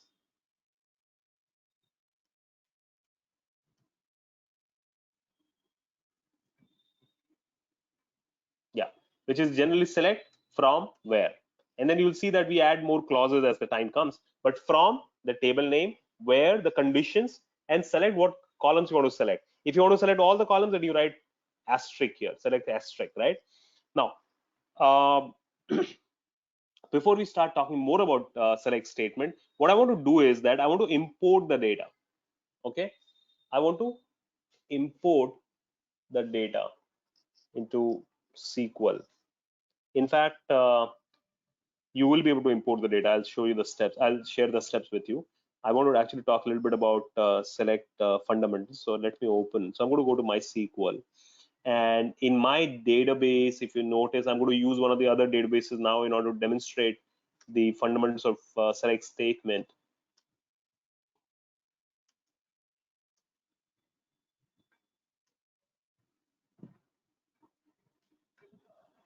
Yeah. So select statement introduction, select sequence. Even though we write it select from where, but the sequence of execution is from. First thing that gets executed in select statement is, even though we write it select from where, the system does not read it in the same sequence. The system first reads and executes from. Because if the table does not exist in the table, in the database where you're running this query, it'll throw an error. No point running rest of the queries. Does it make sense? So it'll throw an error the moment it sees the table doesn't exist or there is a spelling mistake in the table. Okay, so from student. Then everything else is sequential and select is last. From is first, select is last, everything else is sequential.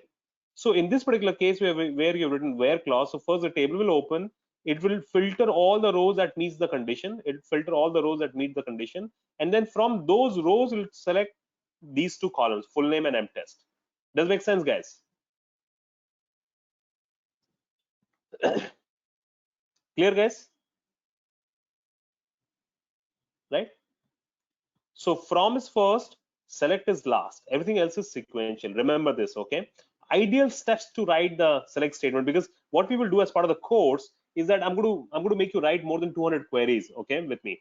Now, queries are business questions answered. So think of the business questions. So what I'm going to do is I'm going to give you business questions, and you have to convert those business questions into queries. For example, I want to find out how many males and how many females are there in this class, and how many experienced guys are there, how many unexperienced freshers are there in this class, right? How many are 25 years old and how many are less than 25 years. So all these questions are business questions which may help us make decisions, right?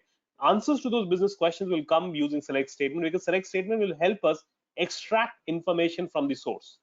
Does it make sense, guys? So the ideal steps become, then visualize the output, right? That means maybe take a pen and paper, create the table, because select statement will always give you tabular output. So create the table that you want as the output, right? Or it is visualize it. Then think of the execution sequence, meaning starting from, because remember, in a database there can be multiple tables, right? So start thinking from which tables are we going to get this information that we want, right? Suppose you want to know which students are enrolled into which courses. So what are the tables that you will get the information from? You'll get the information from student plus courses.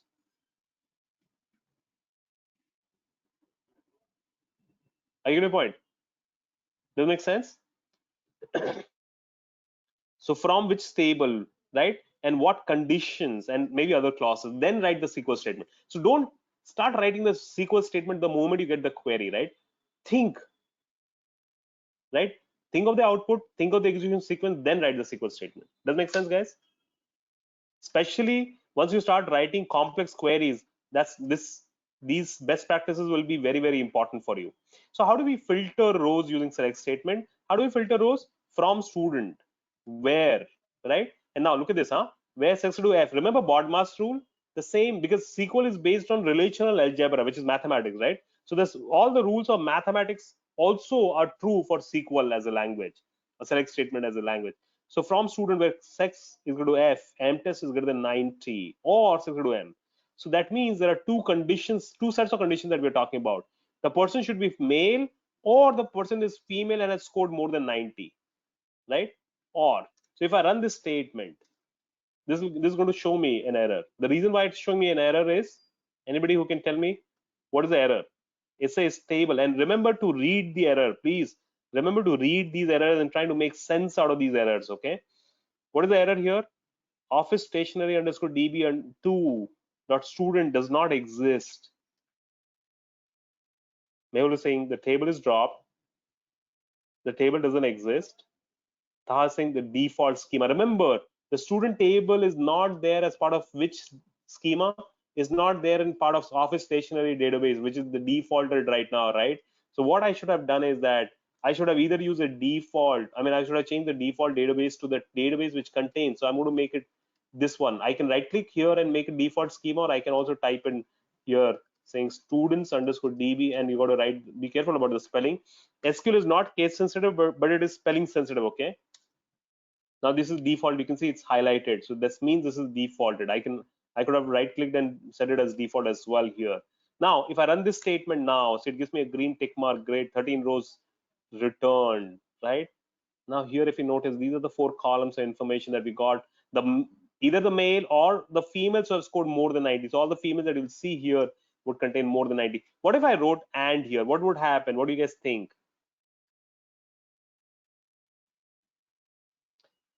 What would happen? Arun, I'm going to answer that question later. Sizing error, Tha saying error, Prajul is saying no, null. So this is going to give you, see, because if you look at this condition, it looks like an impossible condition to meet, that a person should be both male as well as female, and the female should have scored more than 90, right? So it's not going to give you any error because it's not a technical problem. It's a logical error. Unless you really have a person who's both male and female, right? So it's a logical error. Does make sense, guys? It's not a technical error. You're looking for an impossible condition.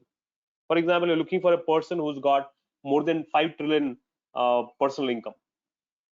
So I know that that won't be there. Is it making sense? So be careful about these conditions. You can't just randomly put them there, right? Now, what about multiple conditions? As we saw, these are multiple conditions, right?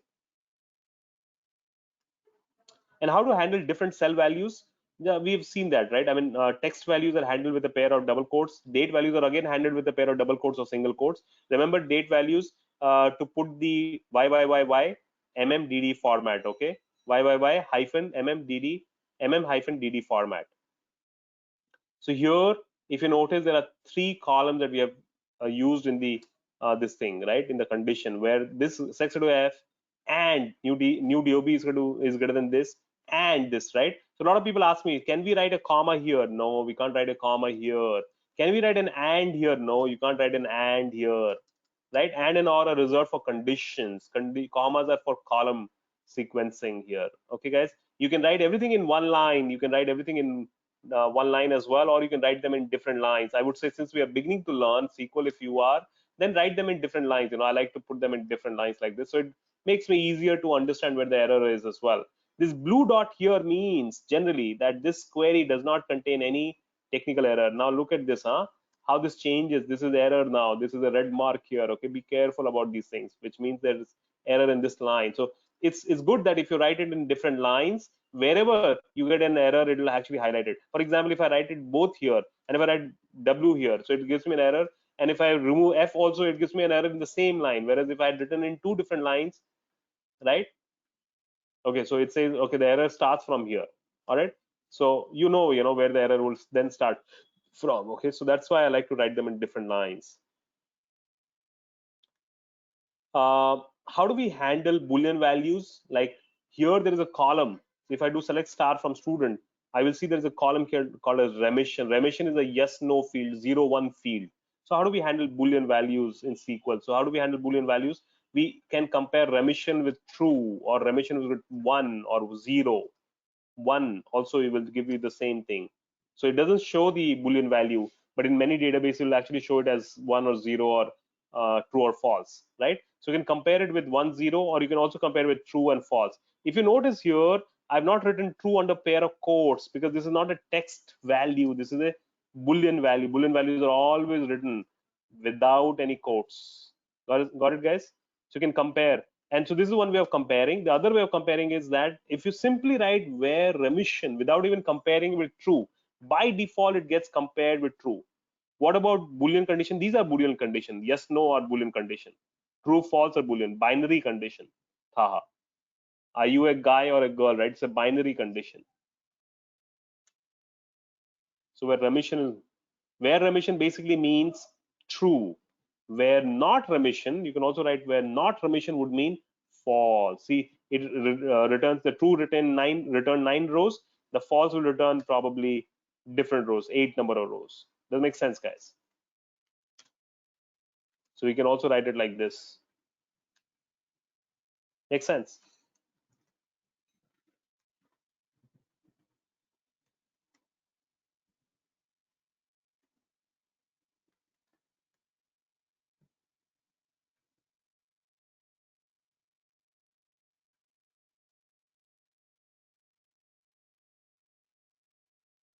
Now, how do we handle different numeric calculations, right, in SQL?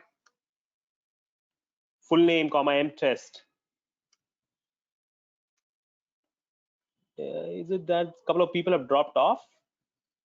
Anshuman, just keep a track. I think a few people dropped off, maybe some technical error. Maybe you want to reach out to them. Yes, sir. Akhilesh has left. I'll just talk to him. Yeah. All right. From student, select full name, comma, M test plus P test divided by 2. So here we can also write expressions here, just like typical mathematical expression that we write, right? So what do you think this will do, guys? So we have not written where clause here, so it's going to run this query for everybody, right? So if I run this statement, so it gives me full name, M test, and average, right? Average. And here, if I don't write as average, right? So what's going to happen is M test plus P test. Remember this BODMAS rule, right? So I put them under bare of brackets and divided the whole thing by 2, right? If I don't write the column dummy column name, so it gives me the entire expression here as a column name. That's the reason why what we have done is that we have created an alias. Alias meaning just a dummy column, right? Called as, let's say, average or whatever you want to write it. Now here, remember, select statement does not make any change to the database. Select statement by default does not make any change to the database. It only helps you to extract.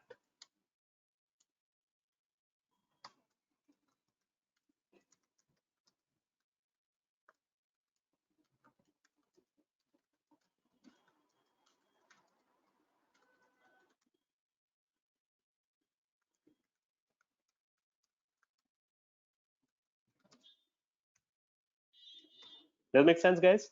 So that means it is just extracting information.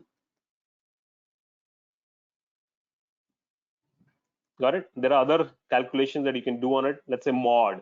So you understood, for division we have a simple forward slash for mod to get the remainder, right? You can write mtest mod 10, right? This will give you the mod of it. Remember mod, guys, okay? Mod. And then we can also write for the mod, we can also use percentage symbol. That also gives you mod. mtest percentage 10 as R2. Okay? This is as remainder. So the same thing. For quotient, if you want to get a quotient, now what is a quotient? You guys remember, right? Suppose somebody's age is given in number of months. Somebody's age is 38 months. So how many years and how many months is he old?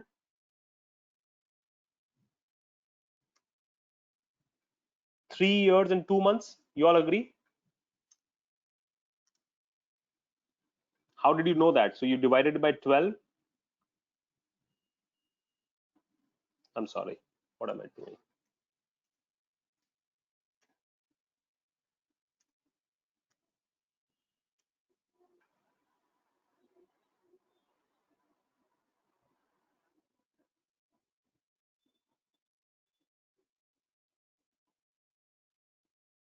So this is your remainder and this is your quotient. Does that make sense? If you want to get the quotient, then how do we get that quotient? In order to get the quotient, the operator that we have in MySQL is div. Div helps you to get the quotient. So mtest div 10, just like how we wrote mod 10, we can write div 10. So it's like an operator, okay? Div 10 as quotient.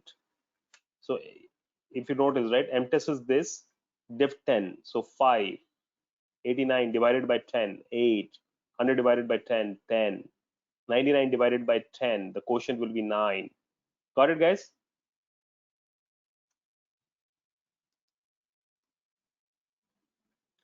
And mathematical operations which are supported in SQL are plus, subtraction, multiplication, division, remainder, logical operators greater than, equals to, less than, greater than, equals to, less than, equals to, not equals to,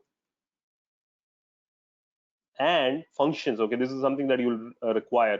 Functions helps you to do helps us in computing complex data. For example, in Excel you have function like sum, average, count, right? So there are a lot of functions which are there in SQL as well. I'm going to upload a list of SQL functions in the material section, guys, with you all. I'm going to actually upload all these documents here. So there is a document here which says MySQL built-in functions. You don't have to remember functions, but there are some functions which are important, so there are functions for numeric calculations. So I'm going to make say for example I've highlighted them: avg, ceiling, so some of these functions do exactly the same thing, just the names are different. Okay, average will help you find average, ceiling will help you find the upper value of a fractional value, count, div we discussed, floor, greatest, least, log, max, min, mod, round, very important commonly used function, square root, sum, truncate. Similarly, we have date functions. So some numeric functions, some date function, current date or current date, current time, date diff, timestamp, different day, month. We'll go through them again in the next, but I just want you guys to go through them because this will help you do the exercise that I'm going to upload. And then there are string functions. This string functions, we will go through them in detail later. And then there are some advanced functions also as the time comes, some of these functions here. Wrote this as well. What do functions do? Functions compute something and return you some information, some calculated data. So function always looks like a function name and open and closing parenthesis, right? It will always return something. So there are some functions which will accept parameters. What are parameters? For example, the round function accepts two parameters. The first is the expression that you want to round, and the second is the number of decimal places by which you want to round it up to. So 8.89 will round it up to 8.9, right? Please note a function will always have a pair of brackets as suffix, right? So there are functions for numeric. We saw some of them: date, time, string, advanced function. We'll see some of these guys as the time comes. Now look at this, okay, guys. I'm going to write one statement here. Select from student colon. Now, if you notice, right, one best practice that I follow is that whenever I open a bracket, open a parenthesis, I always close it as well as much as possible, and then I start writing inside it so that you do not forget to close any open bracket. Okay, and that's one of the very common mistake that we all face. So mtest plus ptest divided by 2, right? Now this will of course give you, let's say this gives you some fractional value, but I don't want to see any fractional value, so I will round it up, round this entire thing to 0 decimal place. Do you see this? I've rounded up to 0 decimal place. But now let's say I wanted to contribute, I wanted to multiply the output of this mtest divided by ptest divided by 2 into 0.35, because that's the final score that's going to go to as the average final score.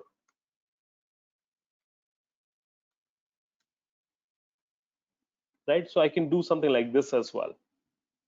Remember the brackets. A bracket that opens has to be closed as well. Okay, this is a common mistake that people do. Okay, and then you will see some of the common date function. I'm going to upload here common date function that will help you do the next question that I'm going to upload. Okay, so I'm going to upload two things. Or in fact, I'm going to show you one quick thing.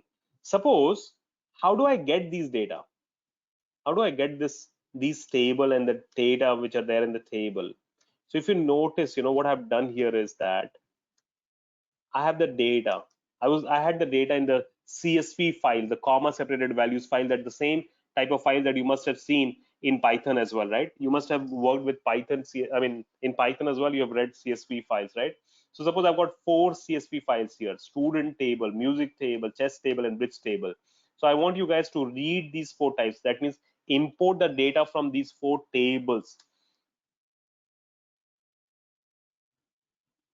Import the data from these 4 tables which are given as comma separated values file. And how do you save any Excel file as a comma separated file? So file, save as, and then use the CSV format here, right? The CSV, not the CSV UTF format, but the CSV format here, right? You can save it. Where you can only, I mean, a CSV format will only have one tab in it without any formatting, right? Now here, if you notice, the date is not given in the favorable format.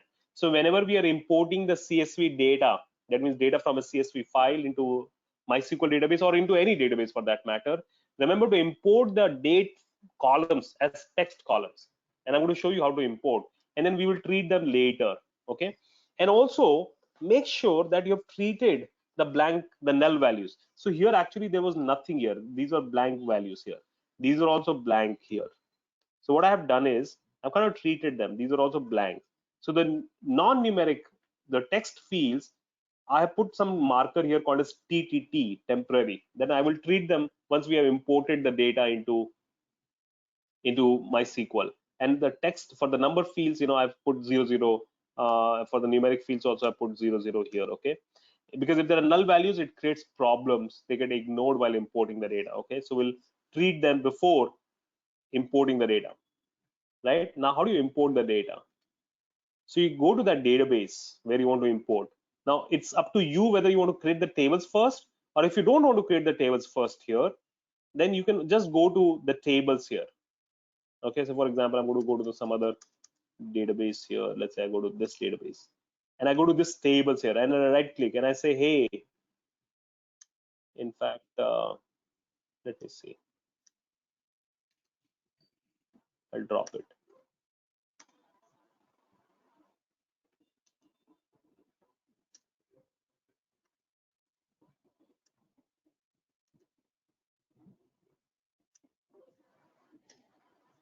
So now this students underscore DB doesn't have any database. I'll make it default, right? I want to bring the data. So I can right click in the tables. I can go to table data import wizard and I'll browse, right? I'll go to the folder where I've saved the CSV file and you have to import it one by one. So I'll import the student table, open, press next. Then it says, hey, use existing table. But do we have any existing table in this database? No, so this blank completely. Create new table. What is the new table that we want to create? Students underscore DB, right? And the table name here, you can type it if it doesn't pick it up already. And then drop table if exists. I mean, in my case, it doesn't exist anyways. So I click next. Then what it does is that it reads the data from the source table and it intelligently picks up the field data type depending upon the data of the field which it imported, right? So ID is shown as integer, which is fine. Full name is shown as text, which is fine. I told you to import the DOB field, the date fields as text, and we will treat them. We'll convert from text to date in MySQL later, right? Remission is integer. I'll make it as binary, 01. Mtest is int, great. Then I click on next. So here what I've done is that I mapped the fields from the source to the destination. Next. Then click on show logs, especially when you're importing large data. Prepare import the data file. If I click on next, it does it. It says, okay, these are the data that are import finished. Next, 17 records imported, right? So I'll just quickly go and I'll check, make sure that there were only 17 records. I don't want to lose any data unless there is a specific reason behind it. So I have imported, there were 17 data. So look at the 18 with the header. So I've imported 17 data, which is fine.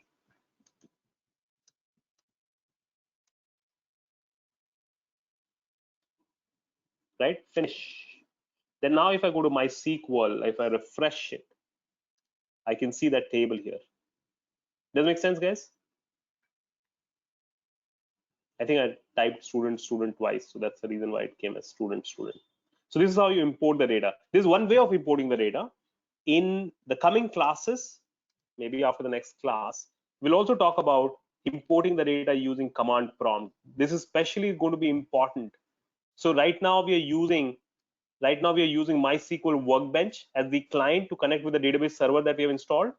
But in the coming class, when we work with huge amount of data, when we want to import huge amount of data, like a few megabytes or gigabytes of data into the database, then MySQL Workbench, this process of importing the data, which is to right click and going to table data import wizard, going through this graphical user interface, will become extremely slow, right? What would take approximately 10 hours here will take a few seconds, like 2-3 seconds, if you're importing the data using command prompt. That we will discuss in the coming classes when the time comes. Okay, for now, since we're working with smaller data sets, so we'll be okay to work with it. In a couple of classes, we'll start working with larger data sets, so that's when we'll use command prompt. So you guys now know how to import the data into the database from a CSV file, and how do you write SQL select statements as well. You've also seen some of the basic SQL commands for working with numerical data, for working with date fields, and so on and so forth here. Okay,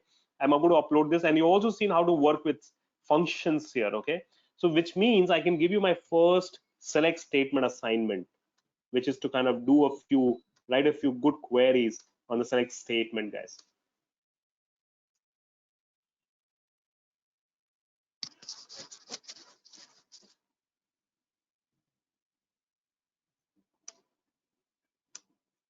Oh, I've taken 10 minutes extra, guys. I'm so sorry about it. I'm sorry holding you guys from eating your dinner. Just give me like 2-3 more minutes, guys. So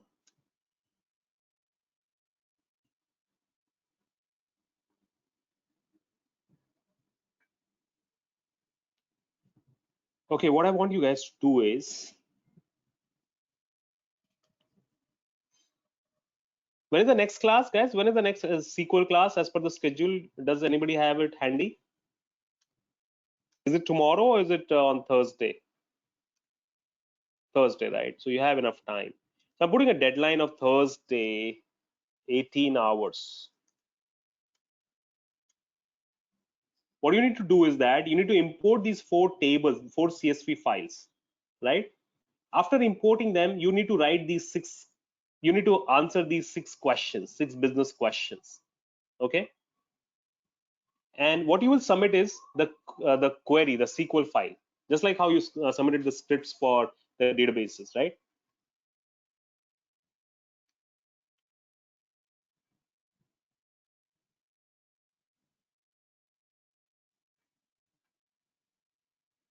Got it, guys?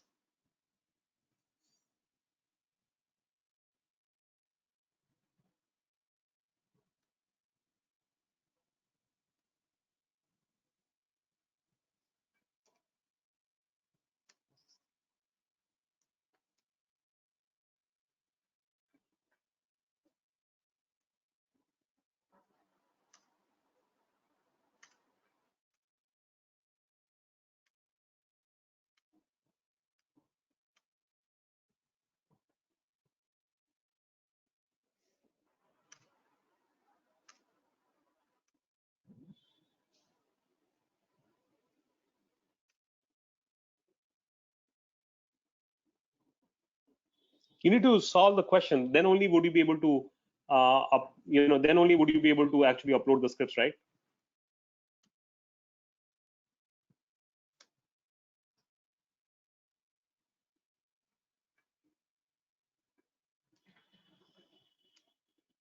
I've uploaded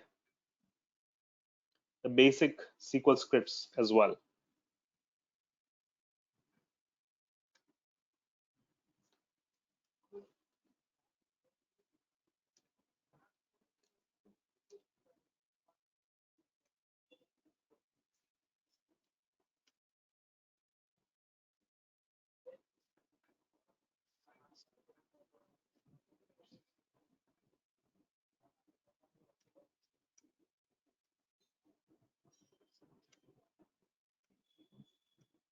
Sorry, my discipline, just don't want to confuse you guys with all the materials that are going to be there here.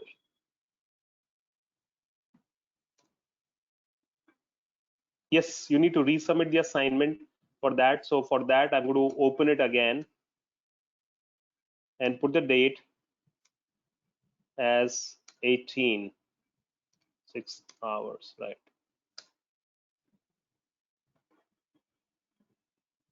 So you can resubmit.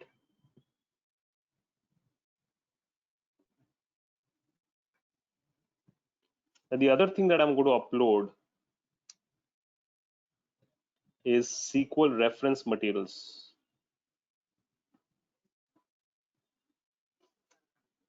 some of the important reads. There are a lot of reference materials here, but as the time comes, you will read up, we'll start using them. Okay, there's a slide that I was using.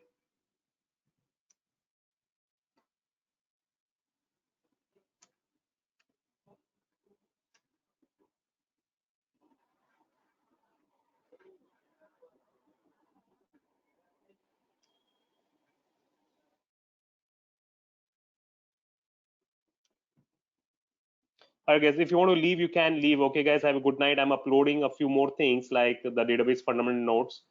That also I will upload. Have a good night, guys. Take care, everybody. I'll see you guys on Thursday.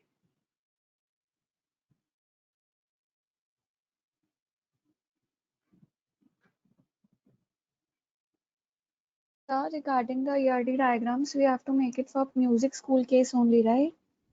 And the cakes and fudges?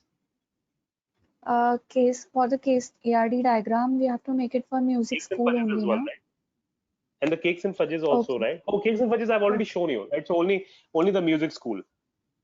Okay, sir. Thank you. Bye-bye.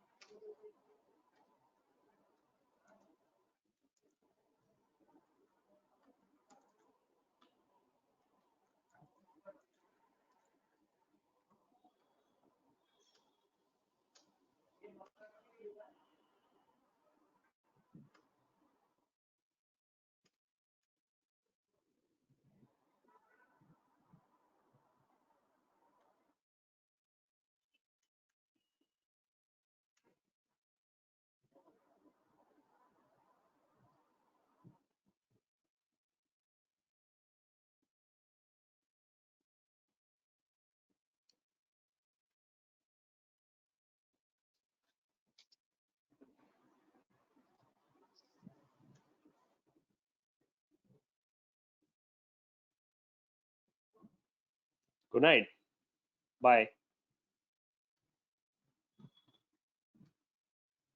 Bye, sir. Take care, Thank you. guys. Take care. Bye-bye.